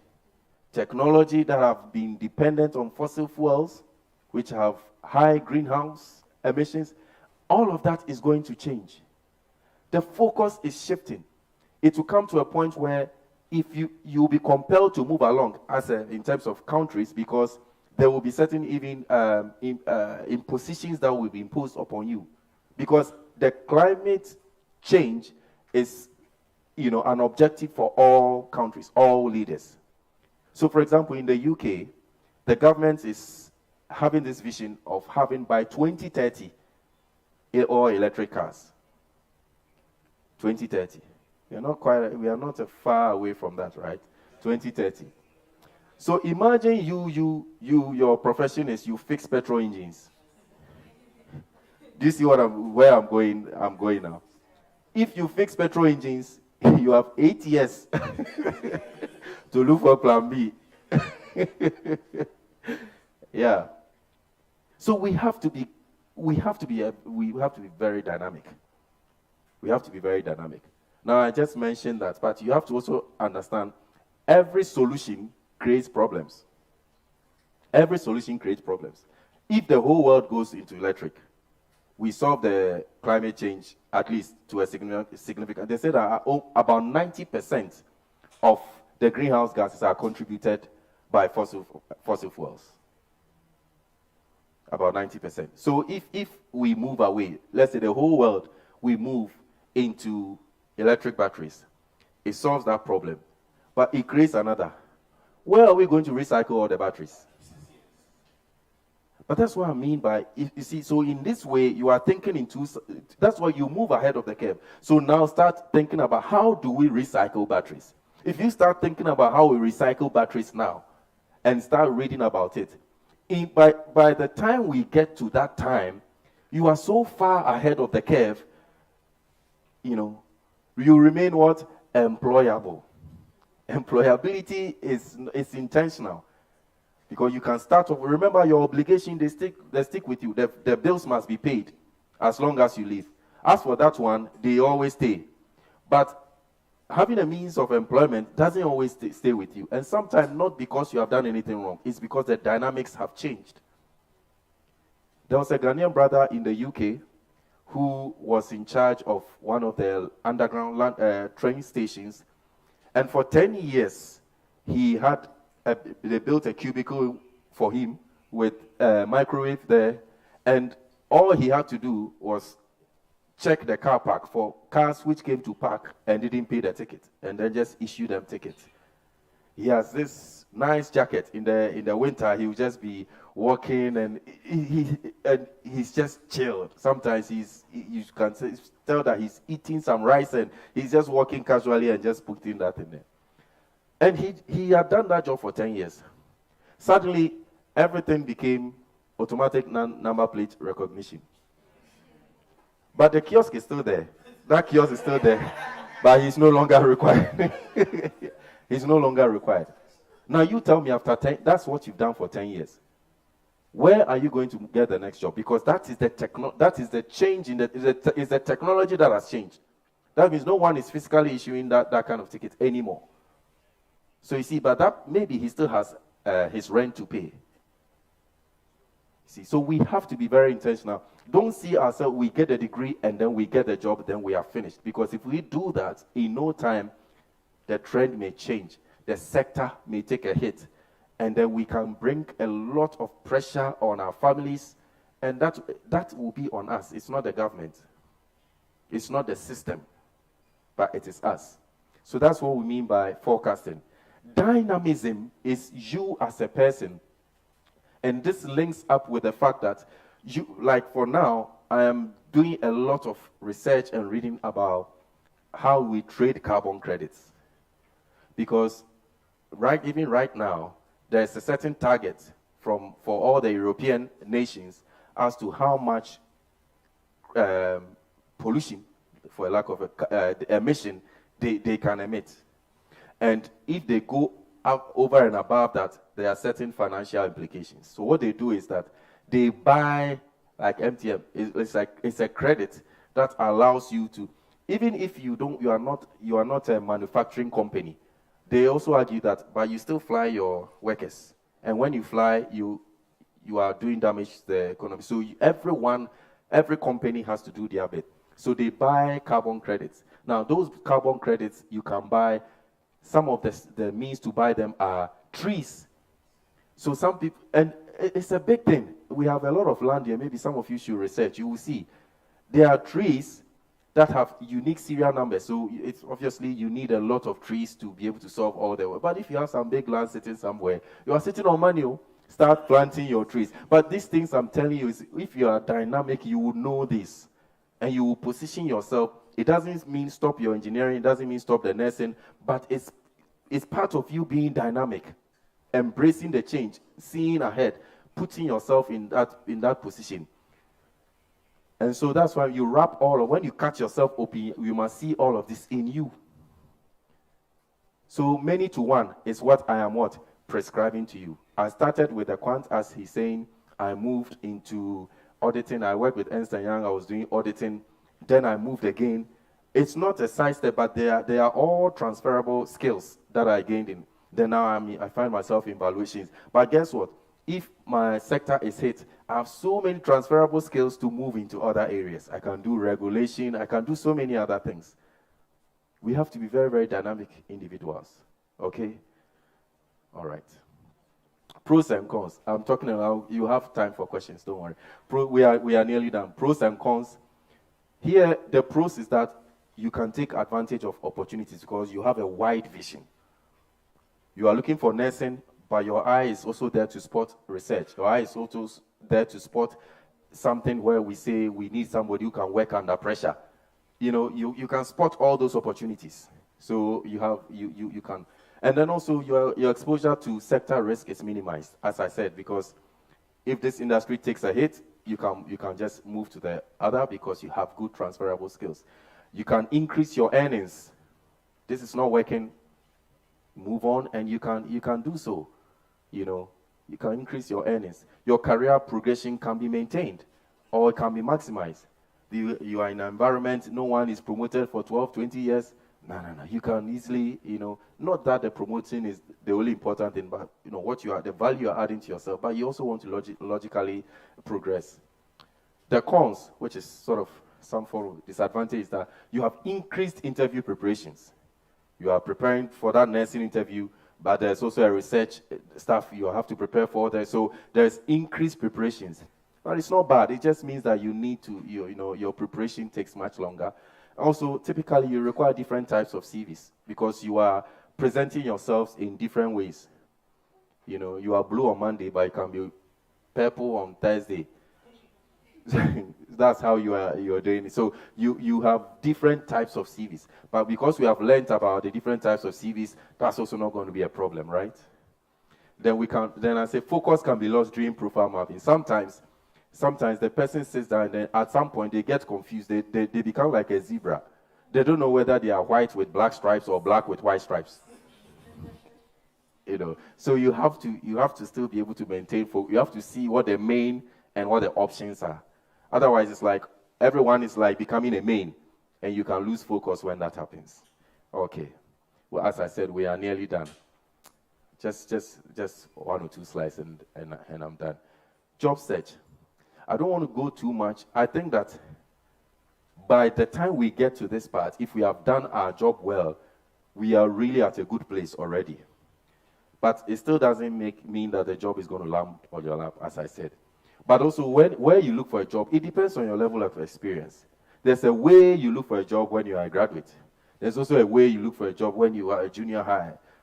Typically, let's say 2 to 5 years experience, and you want to move on. There's a way you look for it. And also, when it's an experience high, also there is a way you look for the job. And so you have to know where you sit. You have to know where you sit. Sometimes the errors graduates make is that graduates approach job search as though they are junior highs. They think that when you are a graduate, it means junior higher. No. Junior high means you already have industrial experience, but it's minimal. Let's say typically 2 to 5 years. So we have to be careful. That's why I put graduate training programs. It's not always available everywhere, but it's available. I know, for example, Unilever and some other industries, for example, they do graduate trainee programs. It's another intentional thing. You go through rigorous elimination process. There's psychometric test. They make you do some tests. Even the banks that I remember, I did some with Standard Chartered as well. Because there are so many applicants. So they make the computer itself will decide. Because they'll make you do some tests. And if you don't pass, the computer itself says, no, these ones we don't need to look at. So I'm just here introducing it. We'll do another session online and we can talk about that. Direct application on company's website. Most of us don't like doing that. We want to give the CV to that brother, that sister, that uncle. I still don't understand why we do that. We need to go to the company's website, and it is very important. When you go to every company's website, the very first thing you must do is to read about their values. Every company has values. Read about their values. You know why? Because whenever you have the opportunity to go for an interview and they ask you, why do you want to work for me? That's how you answer the question. You don't say, oh, because you are big. You know what? Such a big company, who doesn't want to work for you? You say that, I want to work for you because my personal values are aligned to your company values. You provide equal opportunity for progress. They know you've read it. And they also say, then you also mention if they have any industrial footprints, as in some awards and stuff. They like to hear it. So also say that, I'm also very passionate. In 2016, you won the presidential award for... the guy sitting down is like, yeah, this is the guy. You see, always go to the company's website. It is good. If you go through that uncle, maybe he just facilitates a way for you to come in for an interview, but he does not know what they are going to ask you. So suddenly, that platform has been made for you. Still going, and they hammer you left, right, and you realize that you are struggling. Yeah, you are sweating in air conditioning. So go to the company and read about their values. It's so important. That's how you answer that question. Okay. Also, register with a recruitment consultant if you know it. Sometimes if you LinkedIn, and it's good, it's a good platform to lodge your CV. Just paste it there, or register with a reputable recruitment consultant, because they make money when you are employed. So once the CV is good, the profile is good, they will try everything possible to ensure that they are bringing jobs your way. Because, when you get a job, they also get a cut. So it's good to look at that option as well. Also, register your CV with online job posting website. There are quite a lot. For the purpose of this presentation, I actually went online to see. And in Ghana alone, there's quite a lot. And I don't know how many of you have even searched that. Let's be our own architects, our own instructors. It is your own ability. It's intentional. Let's stop depending on, I gave it to this person promised me. No, it is not the system. The issue is not the system. The issue is who? It's us. Okay. This is the last slide. Don't worry. This is the last slide. I know it's a lot of content, but this is the last slide. When do you start applying for jobs? If you're a student, don't wait till you finish. I know here you have to do your national service and all, but it is still prudent to start at least 6 months before you finish. You will get a flavor of how the market looks like. You get a flavor, because it takes time. There's a lot of preparation, plus maybe you may need to work on your CV. You may need to produce other stuff like personal statement or cover letter. There's quite a lot. Sometimes you get the job, you get to that stage to hit submit, and they say, attach your cover letter. Then you realize, I don't have one. And sometimes they say, you cannot return back to this page. So you realize you've done all that work, and then it's wasted. So when you start early, you give yourself chance. The process takes time, as I've said. Psychometric tests, in some, especially when you go via the graduate trainee route, you will do psychometric test. It's a different kind of test. It's a combination of, it's more logic, but like you have 2 seconds to answer a question type of thing. It's a high pressure environment. So they give you 30 questions, and maybe you have 30 questions, you have 33 minutes to answer. So time itself, when you hear your clock doing ta, ta, ta, that itself is putting pressure on you. Yeah. But there are a lot of practice tests you can buy online and practice them. Most of the banks, they do that. They do the graduate training. When you go through them, you get the very decent jobs with them.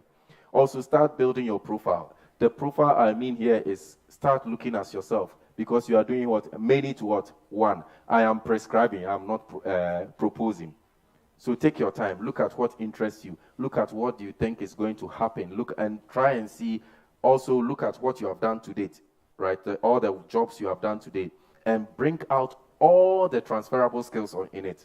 Bring it all out, because that's the starting point to writing a CV. You don't write a CV first before you think. You assess yourself before you construct the CV. Work on your CV and your cover letter. It's always good to have a cover letter, even if it's not required, because there are certain opportunities. They just come and say, oh yes, this we saw your just tomorrow come, just bring this one, your cover letter, and now suddenly they require a cover letter and you don't have one. So have a cover letter too. Just have it as an option. It's not always required, but it's sometimes required. And then attend interview preparation sessions. It's important. Some people, you go and they say, oh, I hope you found a place okay. He said yes. Oh, wow, okay. Before we start, tell me a little bit about yourself. And for 10 minutes, you are talking about your dog, you like Sofudazi, you like, you have just completely missed it. So when they say, tell me about yourself, when you go to any interview and they say, tell me about yourself, you answer the question in 3 ways. You tell them, and you don't have to spend more than 3 minutes. So that's the key, no more than 3 minutes, and it's in 3 sections. You tell them your name, what you are doing now. You tell them your short to medium term objective, and where you see yourself in the long term. That's how you answer the question. So my name is Hama. I'm currently studying at Jackson Institute of Innovation and Learning. In the short to medium term, I wish to be a nurse. In the long term, I wish to be in an environment where my skills that I've gained to date are put into use, and where also I'm provided with a platform to develop further in order to develop my full potential. That's how you answer that question. You see? So yeah, it's very, there's a lot of, most of us get, tell me about yourself, and the way the thing is going, the funeral you attended last Saturday is all coming into the conversation. Yeah. All right. Any questions? This is the last. Any questions from you? Any questions from me?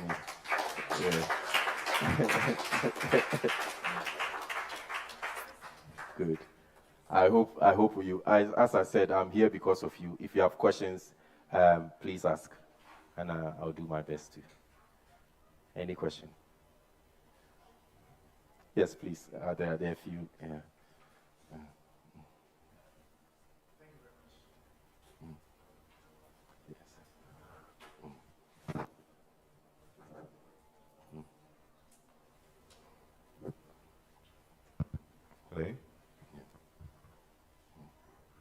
Thank you very much, sir, for a very beautiful presentation. I enjoyed it. So say I go for an interview and then they require, say, that I have good knowledge in, say, PowerPoint. Say I am now learning PowerPoint. I've not reached anywhere. How do I navigate yourself? All right. So usually they will ask you your level. So you will say you are intermediary or at beginner stage, but you are actively self-studying or tutoring, and you are also a quick learner. So you are able to, don't.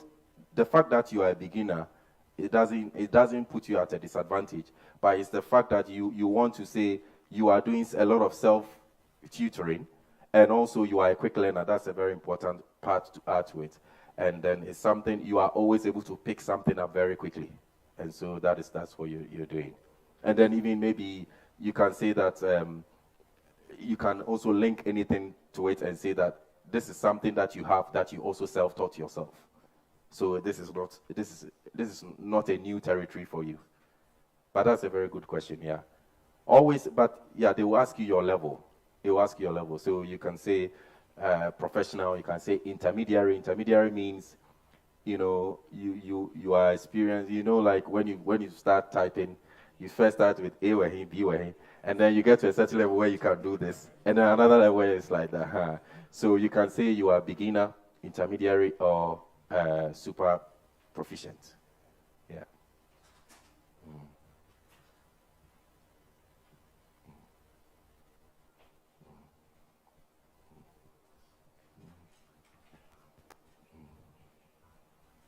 Thanks so much, Yeah.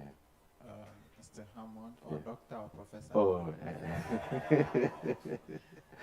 It's been interesting hearing you, and it's been very motivating and knowledgeable. I want to ask, we hear of outside the need for nursing and other professionals, especially healthcare workers.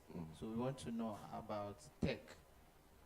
If you're a programmer or software development, I was very happy when I saw like you give an example of yes. Yeah. So, and in agric, whether animal science or crop science, how is that? What are some other international opportunities that one can apply besides you are a nurse or a doctor and you can apply, because people get opportunity outside. If you also need opportunity outside, is there any job opportunity that one can apply through so that he or she can work outside, well, as a tech, as one who is interested in tech or being an agric student? Being agric, you having agric background. Okay. Yes. No, with regards to international job opportunities, it is driven mostly by a demand in that sector, in those relevant countries. That's the primary stuff. I can say with all degree of confidence that yes, nursing is probably the highest in demand. I know that they're recruiting a lot from other countries. There's a lot of pressure. But having said that, it doesn't mean also that it is automatic that everyone goes. And as you said, that's why I mentioned as well, it's always useful to have the skills because technology is part of it. Technology, we can be really brilliant, we can find a vein even when the person's hand, but if we don't really add the technology bit to it, you disadvantage yourself. But in terms of agric, there are certain sectors, but it may not.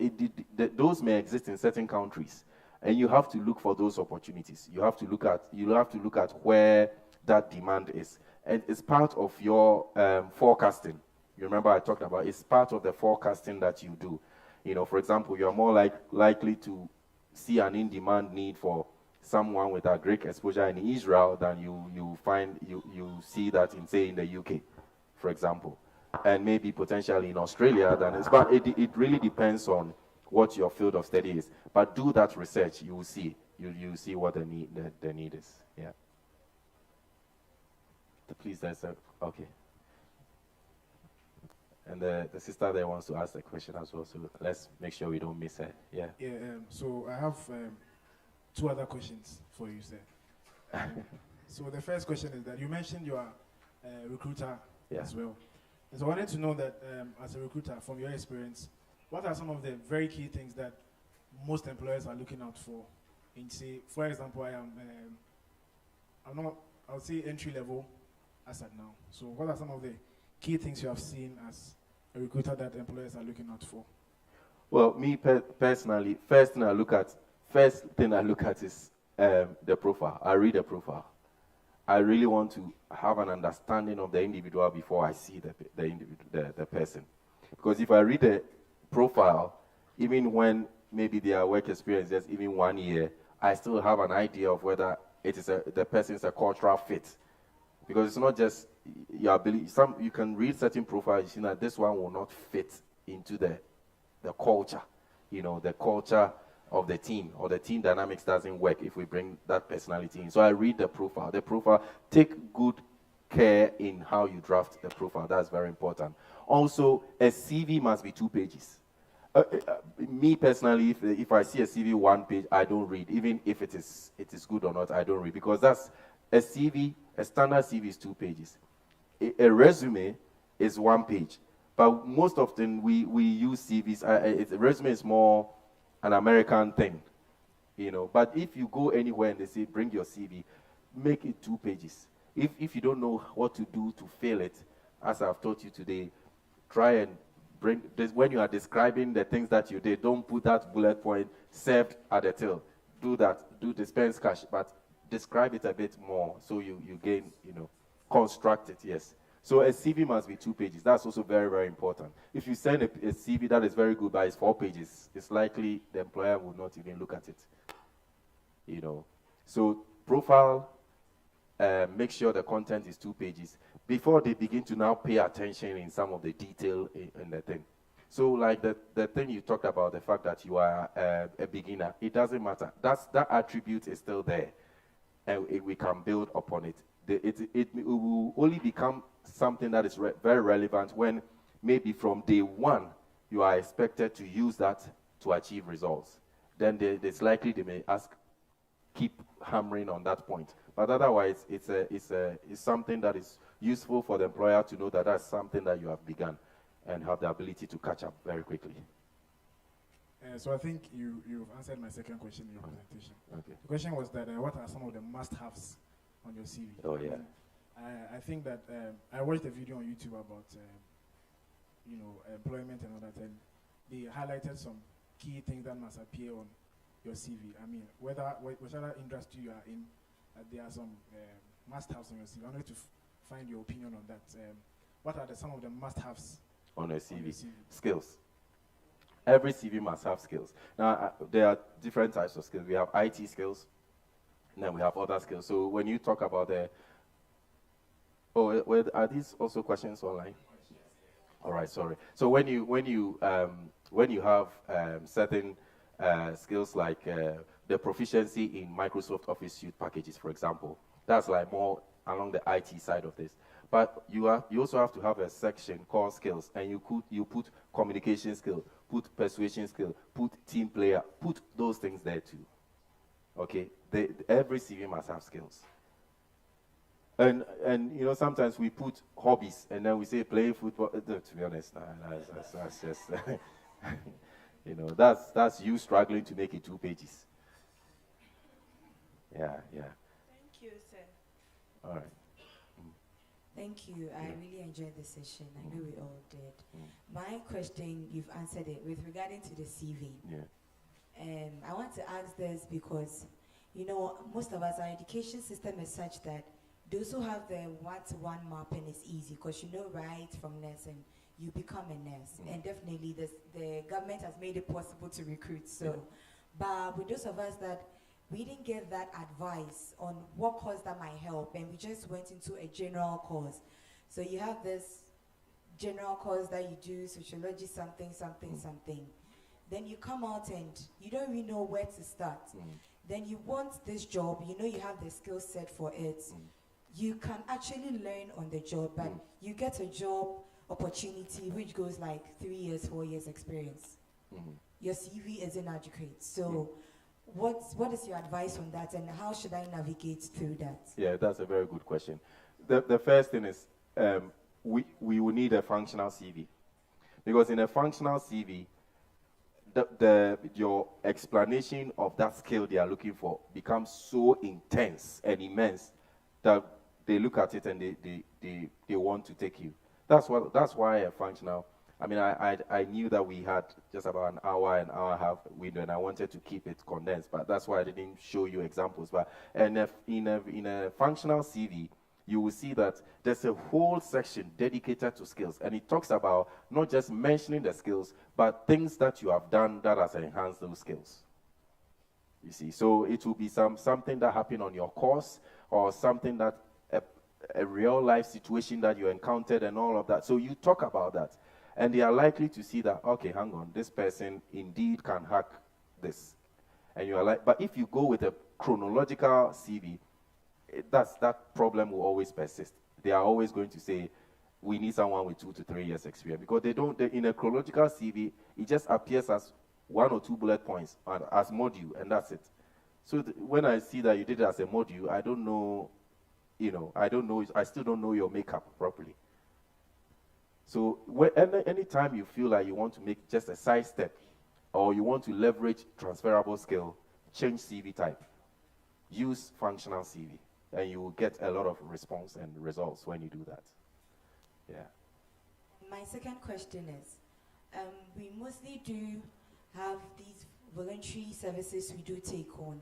So you've gotten a job opportunity that you want to actually take. You know that during your voluntary service, something came along the line that you can actually work with.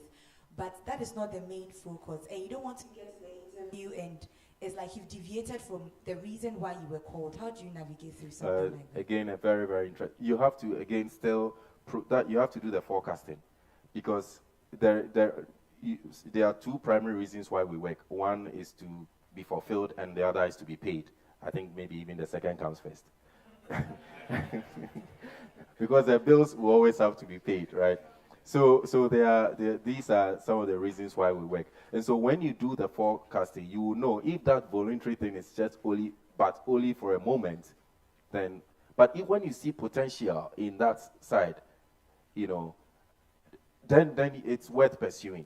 And you have to also look at the earnings power. You have to look at it's not just I've got a job, because that doesn't make you employable, as we define employability at the beginning. Whatever you're doing, it's part of the process. You see, so when you do that voluntary stuff, in 2 to 3 years, can you take a step? Can you move? Or are you really moving into an area which will entangle you and then you are stuck? You have to consider all of that. My friend that went to do the cab, that's why he's still entangled.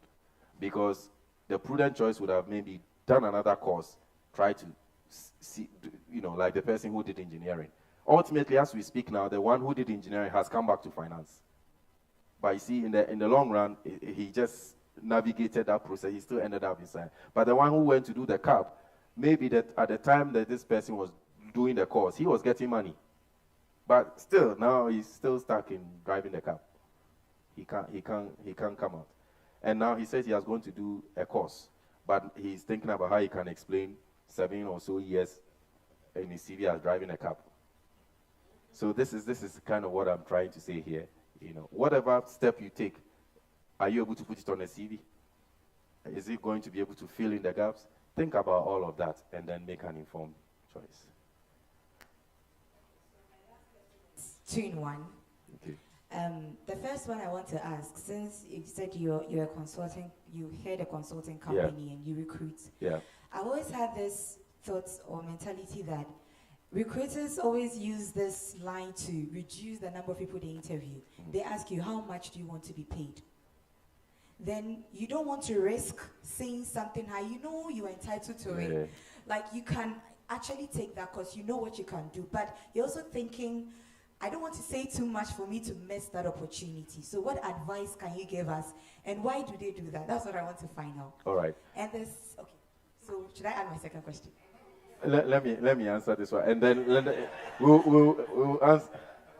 It's a very important. But let me just attempt to see whether you know how to answer that question. So how much do you just throw any number in there? Don't make it as real as it is. But let's say I'm the recruiter. If I ask you that question, how do you answer it? How do you answer it?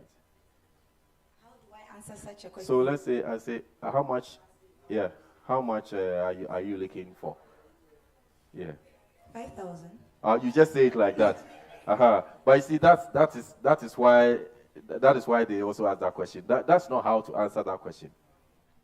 You say that I bring on board integrity, transparency, dedication, a vast amount of personal experience. And I think a person like me with a similar profile in the industry is worth around 5,000.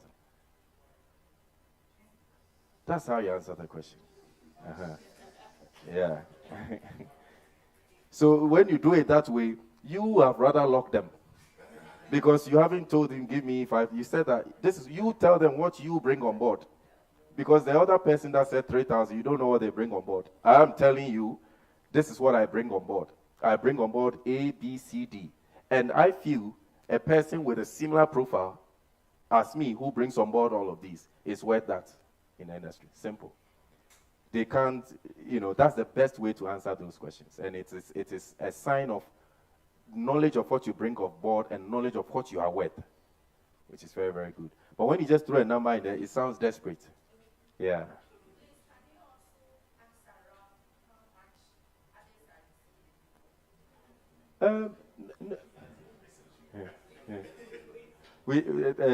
After her question, let's give chance to answer some of the online ones. But you ask your question. We'll answer this, and then we'll answer some online as well. So that yeah, you still have one more. With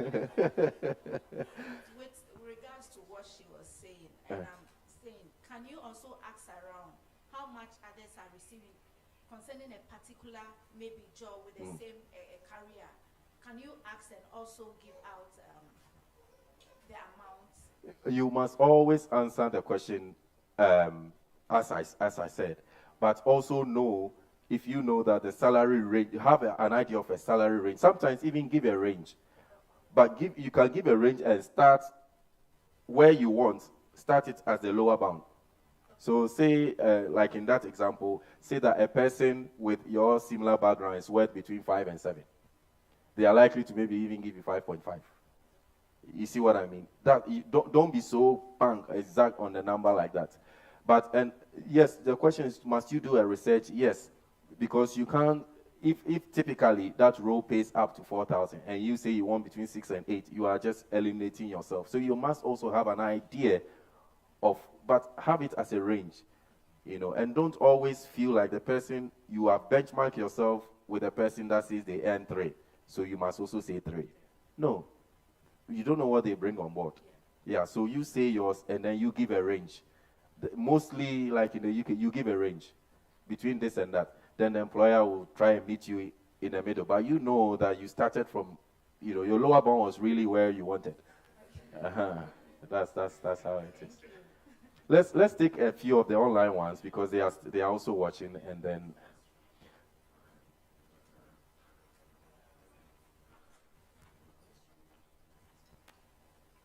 I hope you found it very useful. Okay. Yeah. Okay. So the first question says, can you kindly show us samples of different types of CV? This one probably I'll answer. So we'll do another session with PK, Mr. Hammond, and then we will delve into the types of CV. Yeah. I've already we've already taken our decisions. Where we will be having some short courses on CV construction, not CV writing, CV construction, and the different types. So we'll move on to the next one. Please, is it advisable to create a fake story about you, about how you solved the problem in your previous employment during an interview? You see, one of the things that you have to realize is that sometimes to employers, when for example, tell me about a problem that you solve. Most of the time, candidates also make an error in throwing jargons. They often talk about some course they were doing and how they had to work with some difficult students. It's fine, but make sure that they really want to relate with something that is very practical. So be mindful of just using jargons. But yes, here, you really don't need to create a fake story. It's just the choice of words. That's why I said to you before that I can say that I've cleaned this table. I can also say I've optically enhanced the feel and look of this table. Yeah. Yeah. So it's really, it's the words. It's the words that, it's the words. Yeah. Because like I said, serving at the till is problem solving. Serving at the till is problem solving. But you add weight by saying at peak time, you keep queue lengths at an acceptable level. Then that's the kind of problem that you're solving. That means you work well under pressure, or you are able to relate to that kind of problem in a fast-paced environment. It doesn't need to be a lie, because when you lie, you have to lie another lie to define the first line. Before you know it, you'll be saying some things that, Yeah. It's just the words. If you choose the words correctly, you will see that, you know. Okay, so maybe I'll skip one. It says, how does a cover letter look like? Maybe we'll Sure. show you one. Maybe, Yeah. or you want to describe it? Yeah, maybe in just under just 30 seconds. A cover letter is basically allows you to expand on some of the sections on your CV where, because you were constrained for keeping it at 2 pages, you kept it muted. You know, so for example, I'll give you a section of how you could write a cover letter. You can say that my recent degree and employment to date has been rewarding and yet challenging. Yet I still have the desire to face more responsibilities with greater responsibilities. You know, you just expand on that. Or you can say that as part of your degree, you did module A, B, and C. This module provided you with a platform to work with this and this and these professionals, and it enhanced your teamwork. So it's just an opportunity to expand on certain sections on your CV that you kept muted. In the end, always end the cover letter by saying what value you bring. So you can say that I feel I have attained all the relevant attributes that will complement the role of senior nursing officer. Or, you know, end it that way. Don't just, as soon as you put the full stop, finished. It must be linked, it's linked to a role. So the CV, the cover letter starts with re, then at the top, then the job title, job 145, senior nursing officer.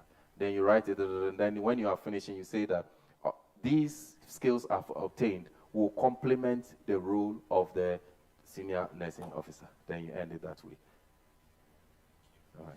So is it okay to say you don't have knowledge about a question you're being asked during an interview? Not a good sign. Not a good sign.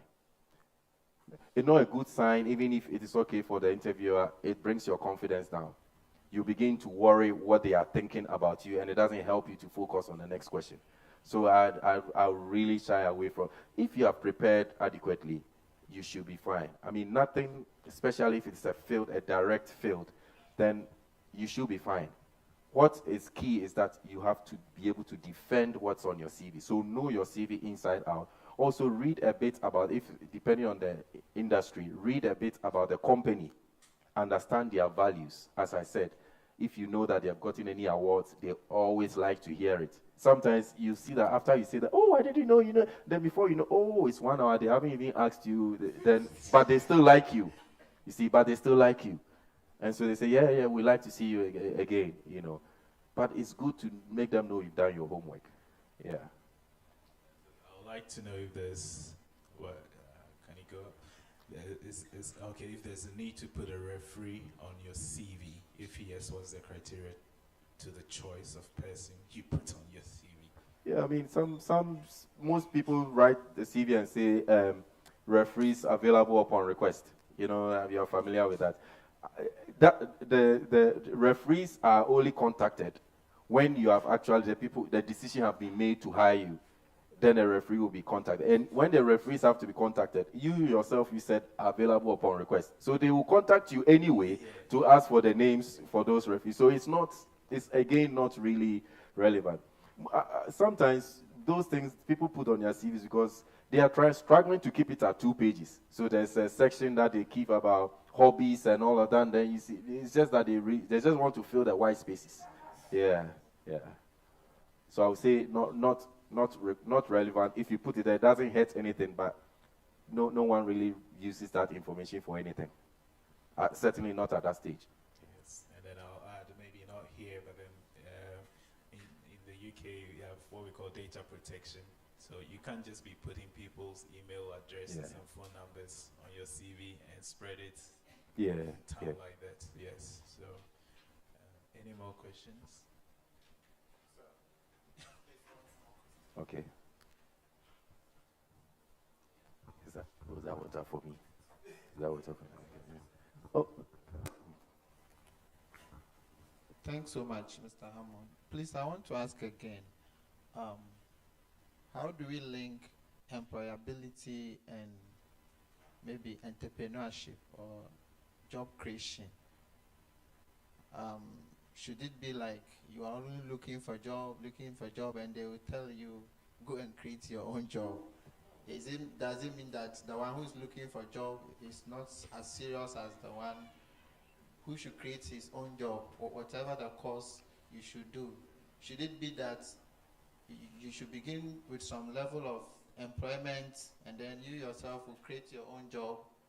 How do we balance the two? At what point should you stop looking for a job and then think of, let me start something? Thank you very much. All right. I wish remember we spoke about the mapping, the many to one mapping, and we talked about forecasting and dynamism, right? So, and I said that even now, I encourage you to start reading about carbon trading and all that. But what I'm trying to do here is, that is an entrepreneurial opportunity for some of you to start to move ahead of the curve and provide, as I said to you before, challenges require solutions, and then solutions provide challenges again. So right now, at least you are all united in knowing what the world is going to look like. If you move ahead of the curve and do your research, you can actually start something which is looking at how you recycle batteries. That's how, when you think about entrepreneur, that's how you have to, it has to be a vision that is really several ahead of you. But I think that sometimes there is the zeal to do something, as they will say, me, I'll do my own thing, kind of thing, you see. But that hasn't been run through a scenario, a stress testing. You've got bills, you've got the family, you've got everything. It is prudent to have something that at least is stable. But it does not take your ability to have ideas. And so it's not so much having the money, no. It is how your vision is going to solve that problem.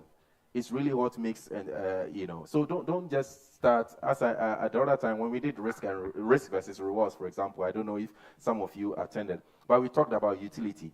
It's the value you place on something. So if you want to even, let's say you and I want to do a joint venture, we want to build houses. If I'm very, very passionate about houses, it's more likely to work for me.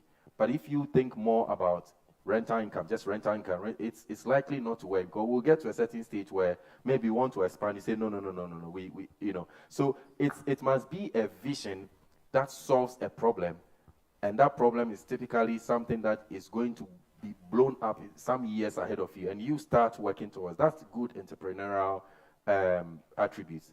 But you need more the ideas than the money.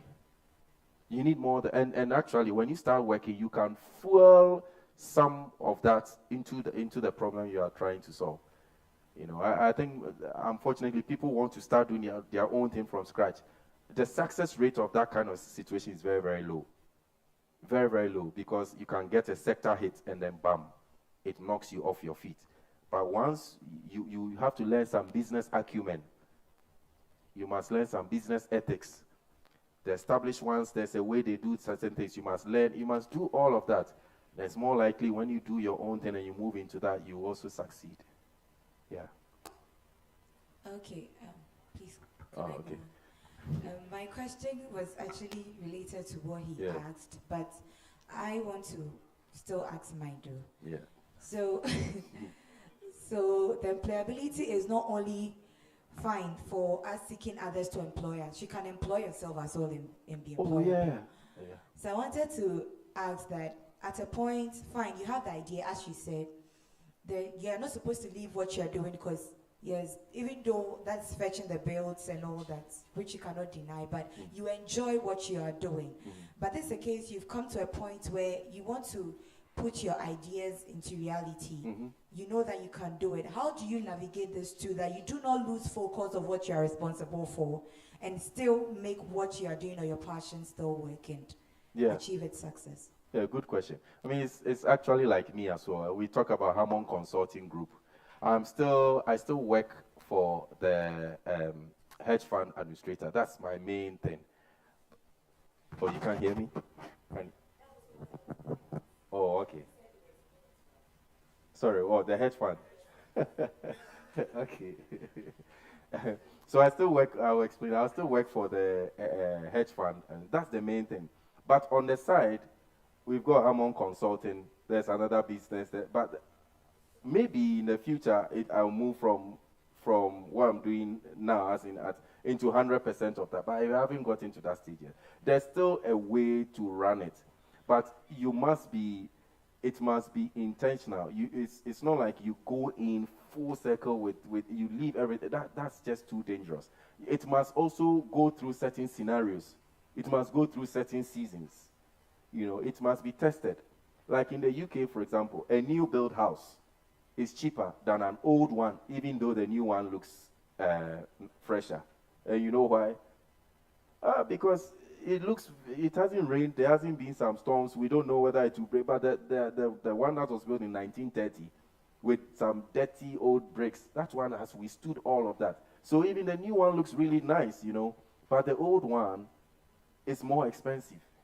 That's what I'm trying to say. So when you give birth to something, it hasn't really. That's why in the Bible sometimes you say that it's even better to go to the place of mourning than a place of, because better is one's death than one's birth.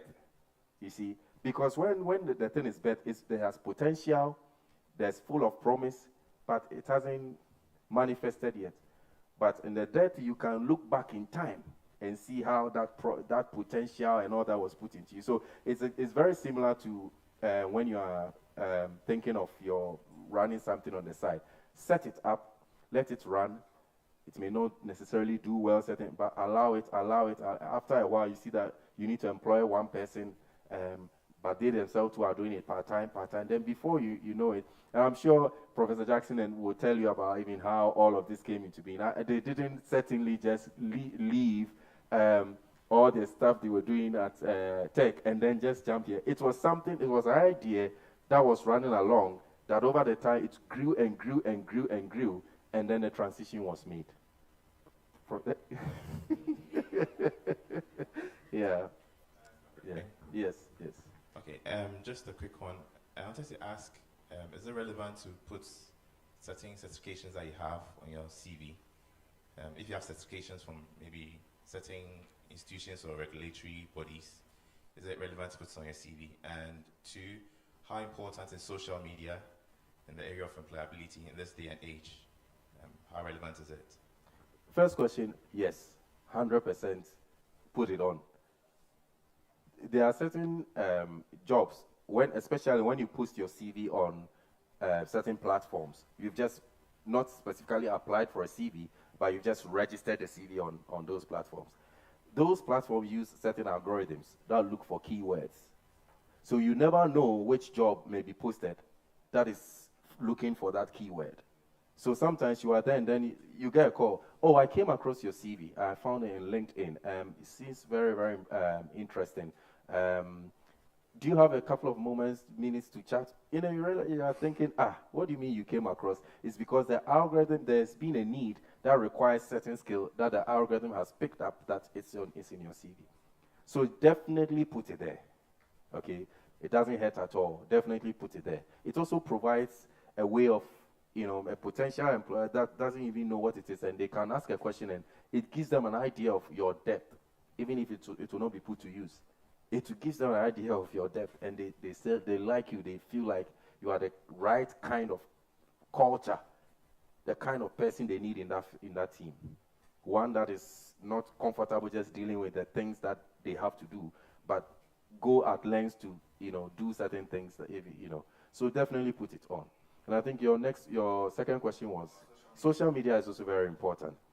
It's important in the sense, like in the context, like I said, like even LinkedIn and these platforms have made it also useful for people to get jobs easily. When you make your CV, put it on LinkedIn or put it on some of these, or maybe after you create your profile, use that to update your LinkedIn profile properly, because sometimes the content is just the part that we want people to know, where you live, where you go to school, is all that we focus on. But sometimes because there are recruiters that fish on LinkedIn all the time. They have put in their keywords and it's not bringing anything because you haven't put it there. So it's very important, yes. There are other job listing platforms. I think social media plays a huge role in where we find ourselves now. You know, I think maybe a couple of years ago, like especially in Ghana, we depended a lot on word of mouth. This my uncle knows this person. That's how we used to do things, and so that provided people with a way to enter the door, but it doesn't provide a way for you to remain inside, because that's not employability. It was just the initial step. But you see that such person, that influence, that person that connected you, their job finishes when you get the job. But the person didn't work for it, so they go in, they don't do anything, they don't improve themselves, and before you know it, they lose that opportunity. Okay. There's one more online. So it says, please answer the question, how much were you taking from your previous company when you are asked during an interview? This is not likely to come in the first round of an interview. If these questions are being asked, you are already on gaining momentum. It's more likely they want to proceed. So you have to be very honest here, you know, because and it is normal that when they ask you, let's say you were on 4,000. It does not mean that this one must start on 4,000. That's what I was on now. When they still get to how much do you want, you can still say between 8 and 10. Because so as for this one, really when this question is asked, you have made a lot of progress. It's not a question that is asked first round. If I have any question about salary itself, it's not, it is typically HR who asks those questions. And when you meet HR, job recruitment consultants, when they are profiling you, may ask this question, but that's not an interview. They are profiling you so they know the kind of information to give to potential employers. But when you start interviewing itself, salary and those kind of discussions don't just happen in the first one. The first one is what you bring on the table. Are you the right person? Can you do the job? And then they ask you to come again. And then now they want to know, all right, so, you know, how much do you think, you know, that when it gets to that level, you have already made a lot of impression on them. So don't undersell yourself and don't overcook it. Just tell them how much you were on, answer the question, yes, but still when it gets to your expectation, just give the range. Start the lower bound on where you want, you actually expect, and if you are lucky, they will meet you they will even meet you halfway. Mr. Hammond, yes. This is actually my last question. Okay. I've met the source, so I want to answer all my questions before going.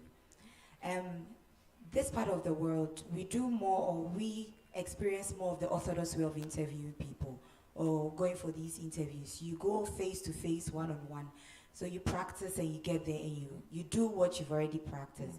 But the other side of the world, where it's now being open to us, the youth here, they do more of the online interviews and stuff. We don't really take that. We feel like, oh, they are the other side, I'm here. Can you actually advise us on what to do to get a better chance of winning these kind of interviews? Because I don't know.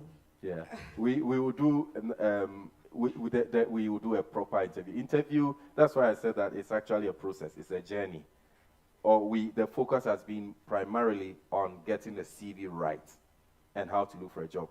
Then there is interview prep.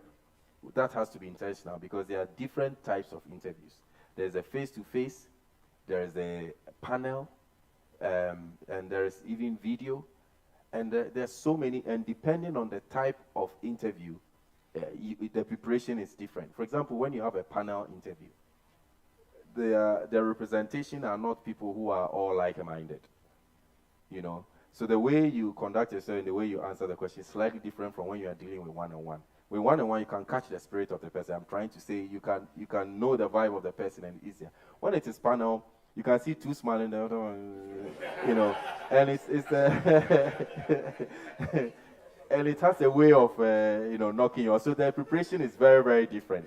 You see what I mean? Yeah, the preparation is very different. But don't worry, as Mr. Jackson said, we will have a series because I don't want to overload you. And some of the things has to be practical. I need to get a subject. Then I put them under something, a proper interview condition. something that they are very, very comfortable and familiar with, we can just change the atmosphere and you see fumbling may happen just because of the change in, maybe I might come too aggressive. Tell me about yourself. Then the person is answering. So what did you do? You know, when I start doing like that, it can put you off. Yes, I was just in the middle of telling you about mine, then you ask me another. But there are certain people, they are so much, under pressure or themselves, they don't have time that sometimes they put you under, not intentionally, but that's how they come across. But there's a way again to manage that situation. You know, there's a way to manage. So we need to actually have a proper, the interview prep is more like a practical mock. You know, we get people in there, we create panel, we try and make you are really prepared. Nothing shakes you anymore. When you go through all that process, nothing shakes you anymore. I mean, if you go back and can you? Yeah, I want to ask whether the arrangement on the CV matters. It really, really matters. Yes. And if you can take us through. Yeah, I mean, I can do that. I think that somebody, maybe will work with Mr. Jackson because it's loaded. For example, when we talk about chronological CV, we have to show you different types of chronological CV. I'll create some mock ones, and I will ask you as potential employer, if you are potential, which one appeals to you. Then when you pick it there, I say, okay, now let's look at the content.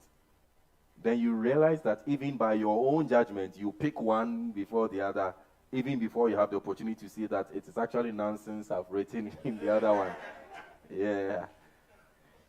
You know, so we have to do all that exercise. Yes, the arrangement matters. It's like Lego blocks, but what you create with it can be very attractive or it cannot be so attractive, even if the content is. I want to. Yes.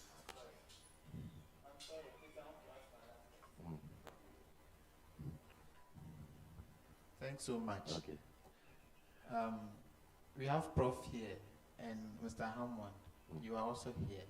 Please, I want to ask this national education issue. Does it look like we are producing single-minded, let me say, professionals or students? Mm-hmm. I'm only doing nursing. From level 100, 200, 300, I come out. I only know nursing. I'm doing a Greek. I come throughout soil, this, I'm done. Then after the schooling, I come out. Then I feel like I'm a nurse, but I wish I could have, let me say, computer skill like coding. Mm. I'm a Greek student, but I wish I knew something about food and science, cooking. Mm. In the UK or the other part of the world, is it possible you are in a Greek school of a Greek, but you pick different courses simply just around, maybe because you have interest in it? How flexible is it? I'm a nurse, but I want to take a course in cooking.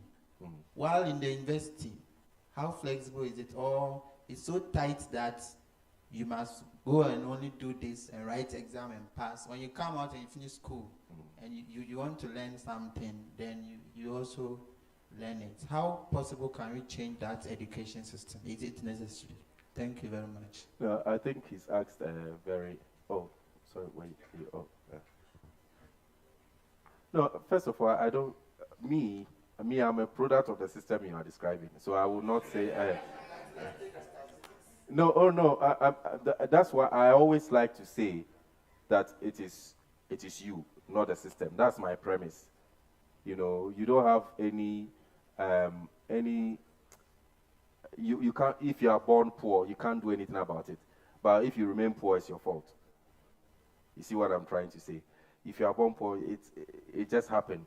But to remain poor, you cannot put it on your parents. So we have this. The reason we are doing this is I want to change the mindset, and I want you to make you understand that you are carrying a lot of potential that you are not bringing out, and that's why I said that I am prescribing many to one, because the minute you employ many to one, you will see endless opportunities. No, I'm coming. So, because when we talk about the many to one, the others, like for example, And Mr. Jackson will tell you, programming, I know programming. But I taught myself. It was not part of the course. I used it at my work. It helped me to get a job, but it was never part of my course. I did maths in tech. They taught us Q Basic. That was at the time. By the time I finished, the computers have even moved on. Q Basic is irrelevant. When I did the master's, there was assignments, but I didn't know any programming. So I took, but it's not part of the course itself. I took it upon myself to learn it, and so I went online. So it was, yes, pressure on me because I have to study for the thing and also for the program. And I didn't learn one language. I learned C++, Java. He will tell you. I used to even ask him, do you know this?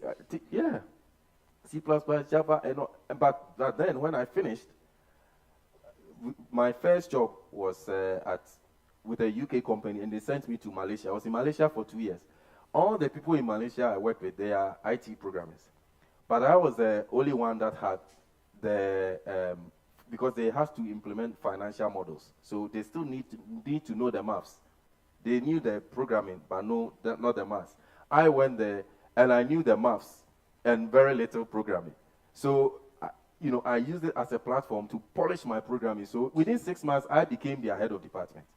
The point I'm making is that all those efforts was me, so that's what I'm encouraging you to. Yes, you need to do these things, but don't finish the course and be many to one. So that's why I said dynamism. Teach yourself those skills. That's why I'm telling all the would-be nurses, please learn Excel at a minimum. Please learn Excel. In a couple of years to come, you will remember this day. Learn Excel. It may not be part of the modules of the course, but learn it. Yeah. Please, Professor Jackson. Yeah, I think I'll also add that when you are in the university, you should always take the opportunity to learn other things. I did electrical engineering, but also learned the computer programming. In fact, I wrote the program for evaluating the courses, doing the results. All the results I started with the engineering and then came to the university. So the basis of what is the program used in calculating the grades of students, KUC was, I started that. And then later on, right now they've been improving to include other functions of financing and so on in the university. But then, because of the very basic things, when you live, you think that just like what is said, because of the background that he used, was able to progress and become ahead in no time. Yeah. Also, you have opportunity to be take part in the activities of students, SRC and so on, doing all these campaigning, political things and so on. You find that a number of the people at the top, MPP, NDC, they were involved in student, what do you call it, student politics. But of course, you have to be good ones, not and also, once you learn leadership. Sometimes we have the different courses, engineering, electrical engineering department, civil engineering. If you get involved and then become a secretary or a president and so on, it gives you an attempt or something like gaining the influence, gaining leadership skills, gaining managerial skills, and that will take you.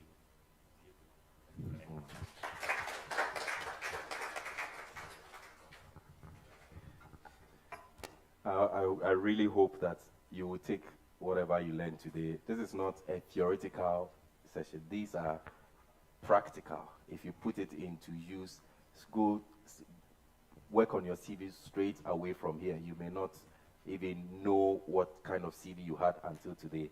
I know there's been a lot of questions around, show us the type of stuff. We can have another session on that. We put here ethics, do's and don'ts. as I said, remember we touched on some of these. Tell me about yourself, for example. We don't know how to answer that question. Why should I hire you? We don't know how to answer that question. Tell me about your weaknesses. Do we know how to answer that question? So we need to do a lot of preparation. They asked that question, right? Tell me about your weaknesses. How do you answer that one? You sleep a lot. So we need to learn how to. So that will come. This is just about 100 Hammond Consulting. Some of the stuff that we do with services that we run, most of the stuff we talk here has been wrapped into a service. I'm not marketing this. I'm just showing you some of the impact we are having elsewhere in the UK. So we have CV review, like maybe yourselves who have a CV but really don't know how it actually looks under the lenses. We take that CV, you just upload it, we look at it, we tell you, no. Or we say, let's move A to B, and we do that. We have others, no matter the anointing, they are still not able to write a CV themselves, so we take all the relevant information and then we draft a CV for them. Interview prep is very, very important. Very, very, very important. You cannot just go to any interview without preparing. You just don't know. There are different types of interview. A video interview is very different. You look at the camera. And then the question will come on the screen. Then you answer. So, it's very, very difficult. It's very, very difficult, but there's a way to prep that. Career guidance. Career guidance is more, there are certain people that they just don't know, like we have talked now, what they have done to date, what it even allows them to do. I remember when we were in campus, they used to call those of us who did maths as disappointed engineers. Because there was a proper lack of understanding on what you can use maths to do. You see what I'm trying to say? So maybe you can also walk and think that you are a disappointed engineer, whereas it's not the case. You could do so many things, So that's what career guidance is about. So, yeah. But in terms of reviewing your CV, info.hammondconsultinggroup.com, you can email us and we'll write back to you.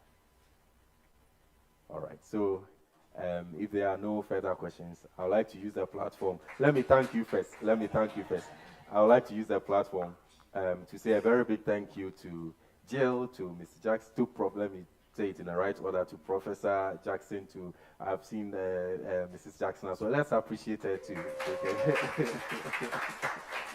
Yeah. And to Mr. Ebu Jackson, I want to say a very big thank you for granting me audience, using your platform to speak to your people. And for you, well done for coming, and I hope you learned something. Thanks for being my audience this afternoon. Thank you very much.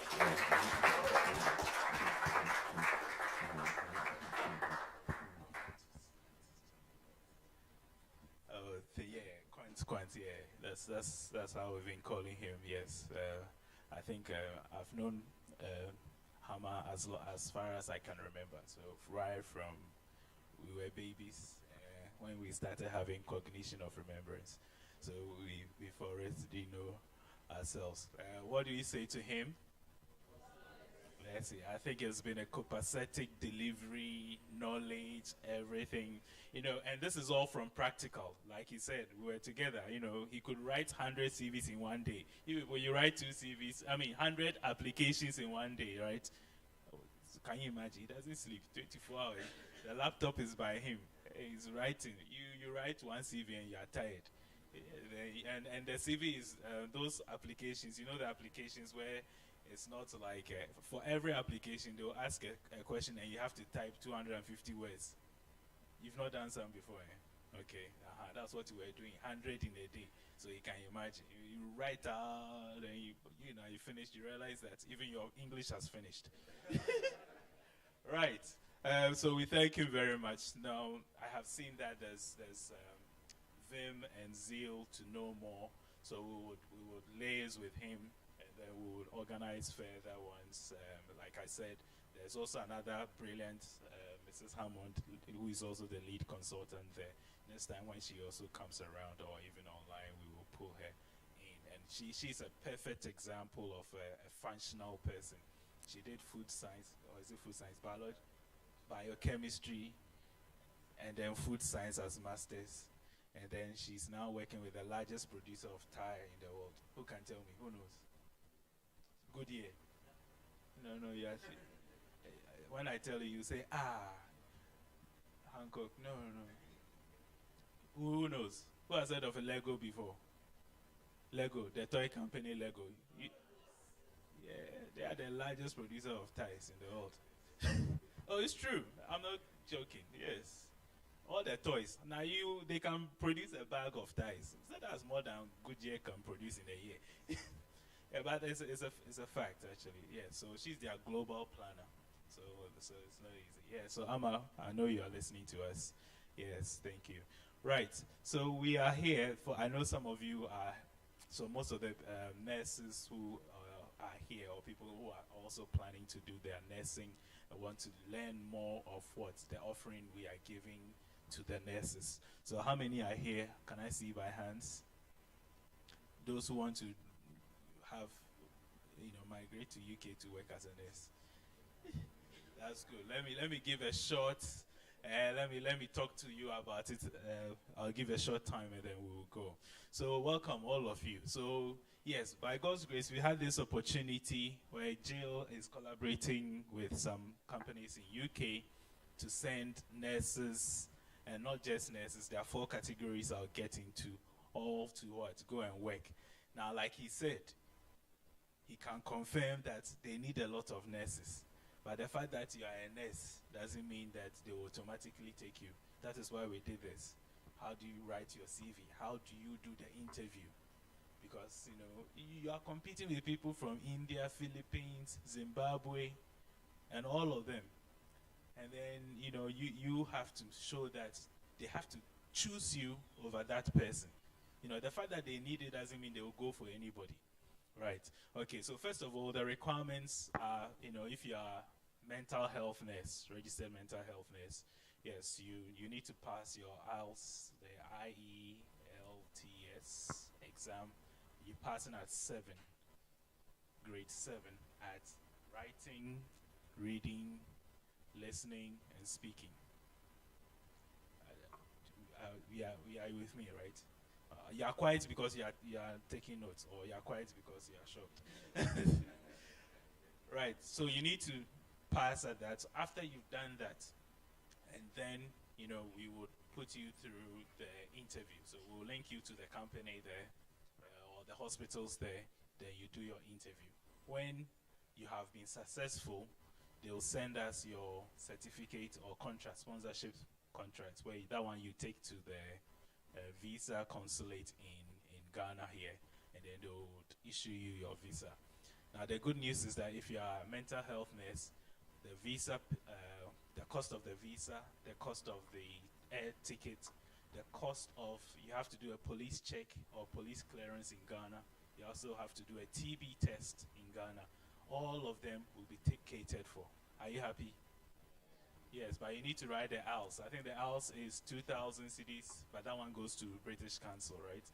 If you want us to train you in this beautiful place, you come and sit here, air conditioning, and we get somebody with proficient English skills to teach you. That would be 1,000 cedis. We are teaching you till you pass. Okay, so what the 1,000 cedis gives you 2 chances to write. So if you fail, we won't charge you anymore, but we will help you to pass a second time, but you have to pass. All right, so that's 1,000 cedis for the tuition with 2 attempts. Again, if you need help, you've passed already, but like as Mr. Hammond said, the CV is not. The way you are presenting yourself is all over the place. That one too will charge 500. You see, he came all the way from UK. The 500, he can't even buy the tie of his suitcase. So it's 500 cedis.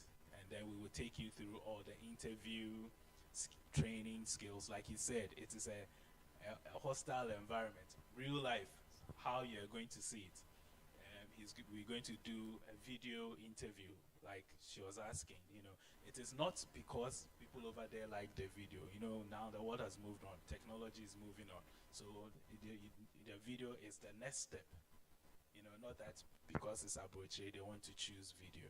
Right. Now the second group is similar. That is the registered general nurses. So the registered general nurses, your requirements are also similar. You also need to pass the IELTS at 7. You need to do the interview, get your sponsorship. If you are also successful, yes, for you, you need to be very successful. If you are very successful, then we would also help you with the visa and the tickets and the test as well. Then there's the third group, which they call them here enrolled nurses or community nurses. All right, so you know them. Yes, okay, I was looking at you're looking at me. I thought I said something wrong. Okay, so the enrolled nurses too. The only thing with the enrolled nurses is your requirements are also similar. The only thing is that I think it's writing, you need to get 6.5. Right, 6.5, and the rest is 7, unless I'm wrong. But then one of them is 6.5, and then the rest is 7. All right, so why don't you get 7 and you are free? So all of them, you get 7 and then you go on. Yes, for you too, it's the same thing. We'll find work for you. You need to do the interview. So there are a lot of interview practices we need to do. So if you've passed it already, again, lodge with us and let's train you for the interviews, and then we will take you through. So it depends, and these timelines depend on you. The interviews, when you feel you are ready, because you're also representing us. You can't go and represent Jackson and Hammond and go and fill at the interview. So you need to pass your interview very well with us, and then you go. And then the last group is for anybody, you are not a nurse, but you have a degree or you have a diploma. Now, if you have, for the degree, there are 2 lines, but then one, you can pass the IELTS exam. You can pass it at 4 at all levels to prove your proficiency in English.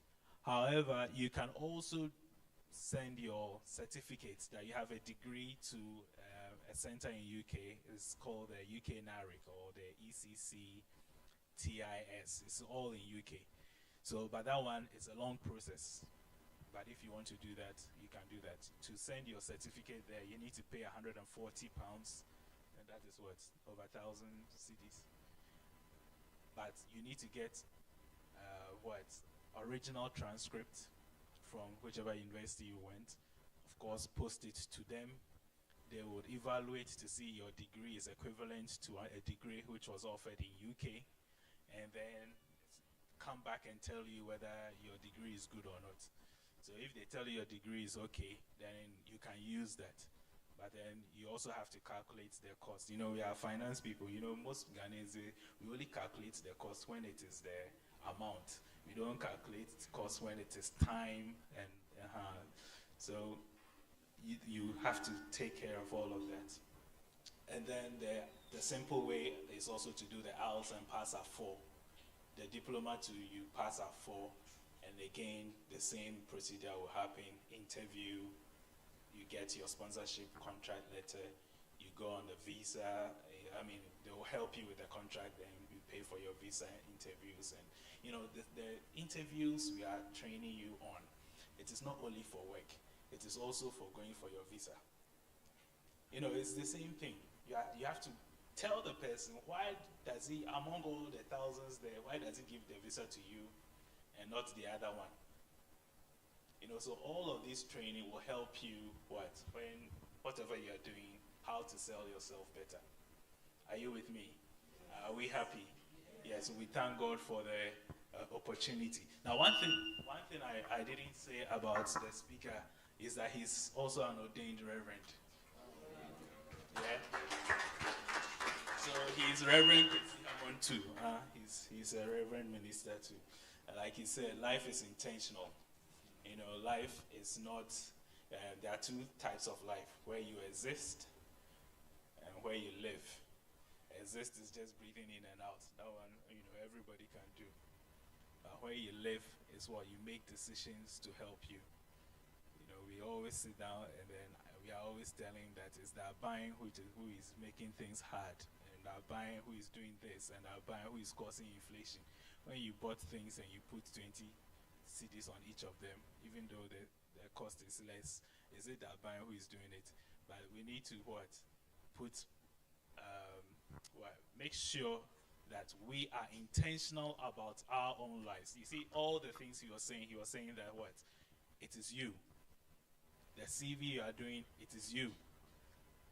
The extra learning you are doing, it is you. So for those of you here, for the nurses that you're going, you are very lucky too. We also offer in our Jackson Institute of Technology. You know, he kept saying Microsoft Suite.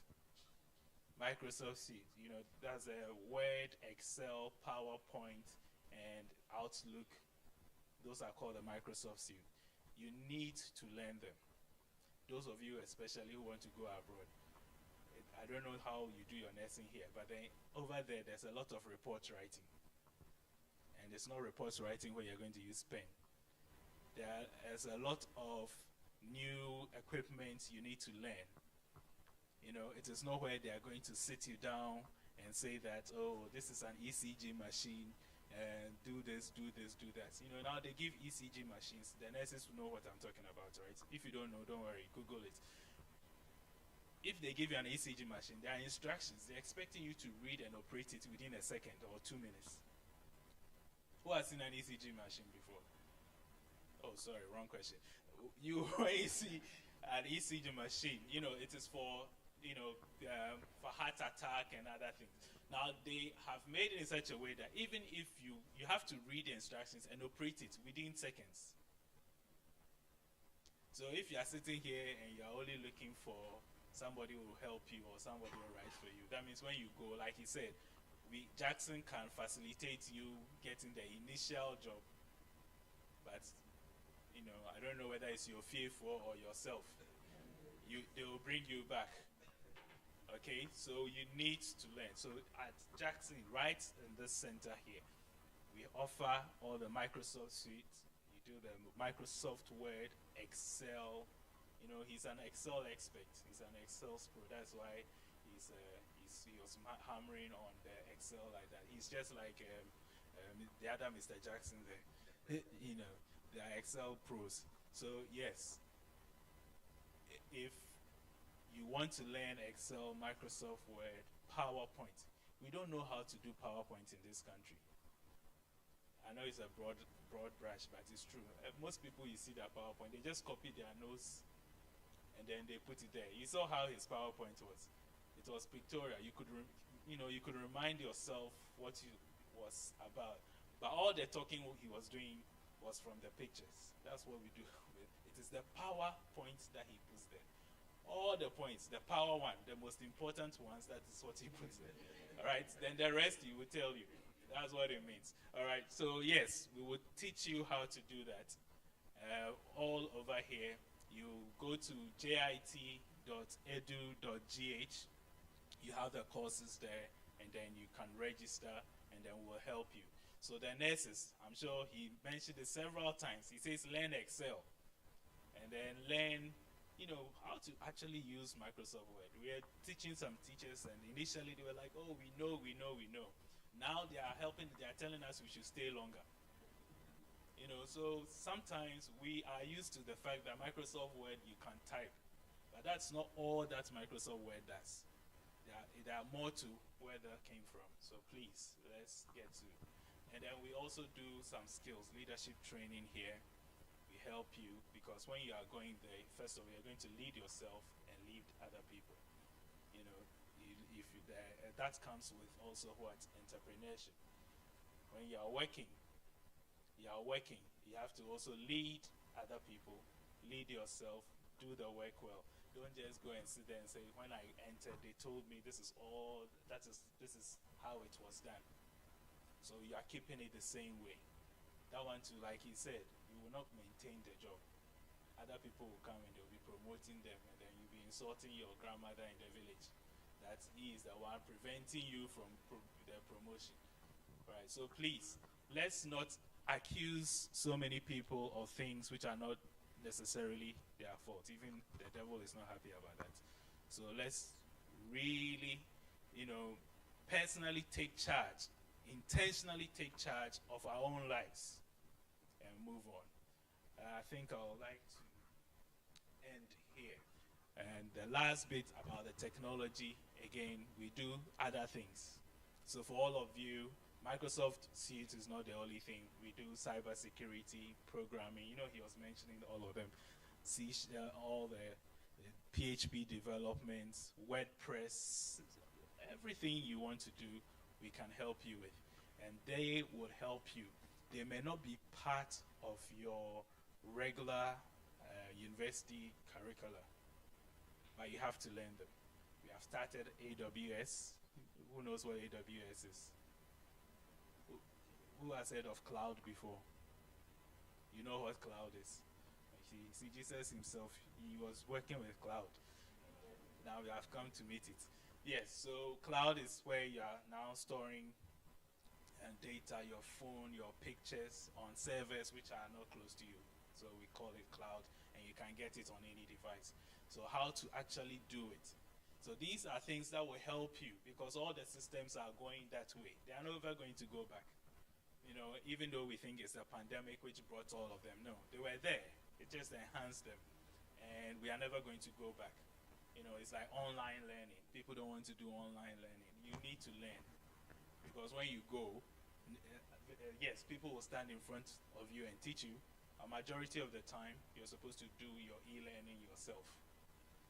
So how do you make sure that you are getting the most out of your e-learning? These are all things you need to get used to.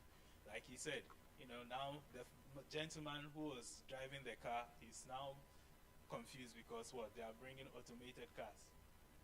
It is there. Very soon they will take over. Now electric. So we also train ourselves to be what? Robot proof. What does robot proof mean? It means that you need to get the skills where you are above the robot. So if it is an automated factory, you should be the one on top to be instructing the robots what to do. But if the robots can do your work, that means they can now put you away, right? But if you are on top of them, then you can still keep your job. Am I okay? I'm sure we are all happy now. Thank you all for coming. We will have some of our colleagues here. If you still have personal questions, some of them they will help you, and we will take your numbers, and we will start having some relationship and connection with you. Thank you very much for making time to come and join us. God bless you all.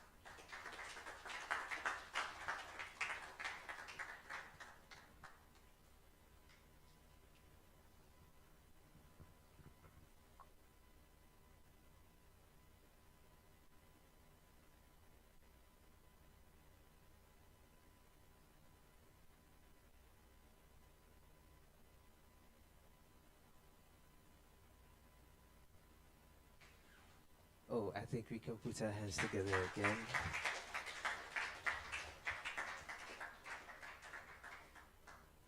I believe this has been a wonderful session. Reverend Pabisi. Reverend PK. I think it will be nice at the service. God richly bless you. This has been enlightening, right from the start to the end. Now I know we construct a CV. We don't write it. And the plethora of them that went on. I never knew CVs were in type. In fact, the things I never knew after listening to this talk are a lot. Yes, that's been enlightening. And it's very much applicable. God richly bless you. And God bless all of us for being here. So just to top up with what MD just left off with. So for those of us here who came through the nursing program, we'll be at the front desk available for any further questions. Just dropping this announcement in here because we have some of you who have already registered. So you registered also for the tuition. So just a reminder, this is a free reminder that your class starts tomorrow, God willing, tomorrow. You already have the details of the class. It's starting tomorrow. At this moment, we also have one very beautiful young lady. She is 16 years. Let's put our hands together for the principal of the Jackson College of Education, Mrs. Theodosia Jackson. We'll take a final word and then our closing prayer. Oh, let's keep the applause coming. In fact, I have one special question as Mommy comes. this is a leadership conversation. With my MD's permission, I am asking this question, and I'm addressing it to my daddy. Daddy, since you it's a leadership conversation, you took the lead, and you found a very Daddy, hey. Daddy, so we can come to you for leadership guidance as to how we can make meaningful impact. Ladies and gentlemen, let's put our hands together for the chair and the vice chair of Jackson Educational Complex. God richly bless you. Bobby. There are some people, they don't have mouths, but they talk. They don't have a nose, but they breathe. Unassuming. Officer, I salute. We thank God for this golden opportunity. You see, in Ghana, we want things to happen automatically. That you have gone to university. Now KNUST, over 100,000. Legon, over 100,000. UDS. So in the next 4 years, about 500,000 graduates will come out. And where is the job opportunity? They will come out and we will demonstrate on the streets, unemployed graduates society. It's a shame when we have the opportunity to upgrade ourselves. I never knew there was a teachers award ceremony, but we sponsored. So I was just called to go and present the award that we presented. When I was giving the program, I saw Professor Mrs. Jackson, a speech address. I said, these people are not serious. How do I get a program I'm not aware and I'm supposed to give a speech? So what came to mind? Some time passed. Students were going to write A-level, and they got a hint that they will write about the rat. So they learned everything about the rat, but the actual question, write about a marketplace. So the students, you are looking at me. They didn't fail. At the marketplace, there lived a rat. So they started writing about that rat. So when they called me, I didn't have anything to say, so I started saying about what Jackson does, and then recruiting nurses.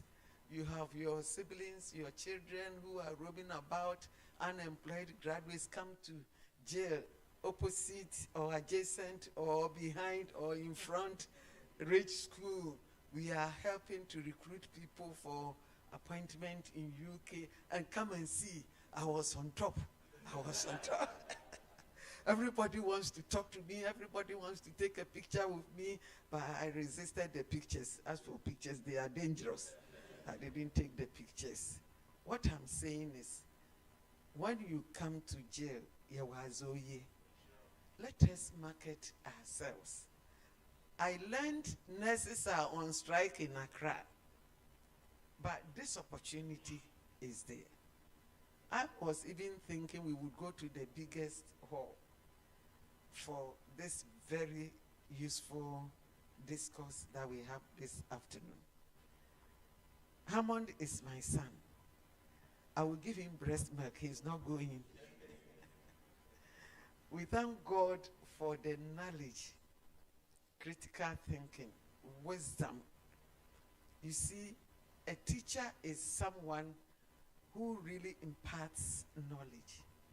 So after introducing JC, JIT, JIL, I said, I'm privileged, honored to be a teacher, because all professionals can boast, but the teacher taught them all.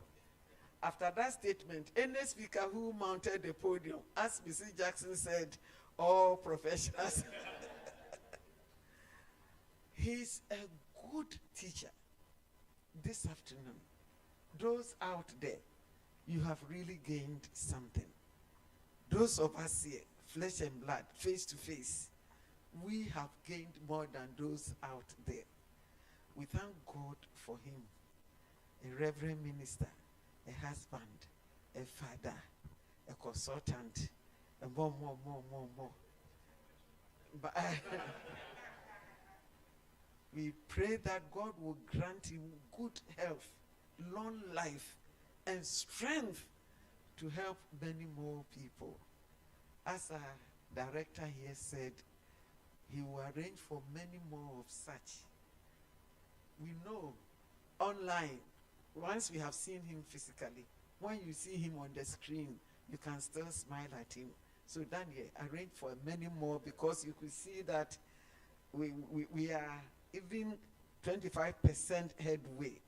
We really need how to write CVs, how to go for interviews. Sometimes I was at a funeral last weekend. The guy had come from UK. I don't know whether he was competing with the lunatics. The trousers torn. He has used cream hair to braid the hair, one earring, and he looked dirty. When you are going for interview, you dress neatly. First appearance. We conducted interview here. Some people, immediately they enter, we just listen to them. The appearance alone, we had blocked our ears. We just looked at them, thanked them that they will hear from us, and they never heard from us. So let us learn how to dress decently from now, so that when the opportunity comes, especially those of you who want to go to UK, my next door neighbor has made Shatawale hair and so on. He says he desires to go to UK, and somebody told him that if you don't do that, you will be denied the visa. I said, you go and ask Daniel. Your appearance, rather, you will be denied the visa. We thank God. We are going to pray for him and ask God. His promises are yea and amen. He says he will carry us on his wings to see our going out and our coming in. He came in, he will go back to UK. We want to commit him and his family. His parents are in Accra. We will pray for them. Wife and children in UK, we will pray for them. So shall we humbly bow down our heads and pray for our Reverend Minister, our facilitator, our brother, our son, and our loved one. Tell God something about his life. Every human being under the sun had a need. That is why God promised in Jeremiah 29:11 that I know the plans I have for you. The plans for good and the future. He is hoping for a future I don't know, but God knows. Let's commit that future into God's hands. Let's tell God that a future he hopes for, you have promised him you will grant that future. So grant him that future of long life, of success, of helping other people to secure jobs. Let it be an indelible mark in his life. As someone said, it doesn't matter how many cars you have, how many buildings you have, but the question is, how many people have you helped? The number of people you have helped, that one is more valuable than buying a wristwatch, $70,000, and it is on social media thinking you have done well, and other students are being sacked because they couldn't pay their tuition fees. Shall we end our prayer? Our Lord and our Master, we thank you dearly for bringing our dear one here this afternoon. The desire to come and help. The Bible says that whoever even gives a cup of water to one of your precious ones, his reward is not only in heaven but on earth here. We thank you and we are committing him into your hands. The commitment and the dedication, the sacrifice he has made to travel all the way to this place to come and help us. Help of the helpless. We are pleading in Acts chapter 10 with Cornelius, his goodness, his kindness, his prayerful life has become a memorial in heaven. Lord, we are also praying that what Hammond has done for us would also become a memorial in heaven. Bless him and the parents, siblings, wife, children, friends, church members, any work that he does. Let him excel in every endeavor. He is a human being. We also pray that you will enhance anything that he plans to do, financially, physically, any aspect of his life. We dedicate it to you in the name of our Lord and Master Jesus Christ. Amen. God richly bless all of you. Thank you.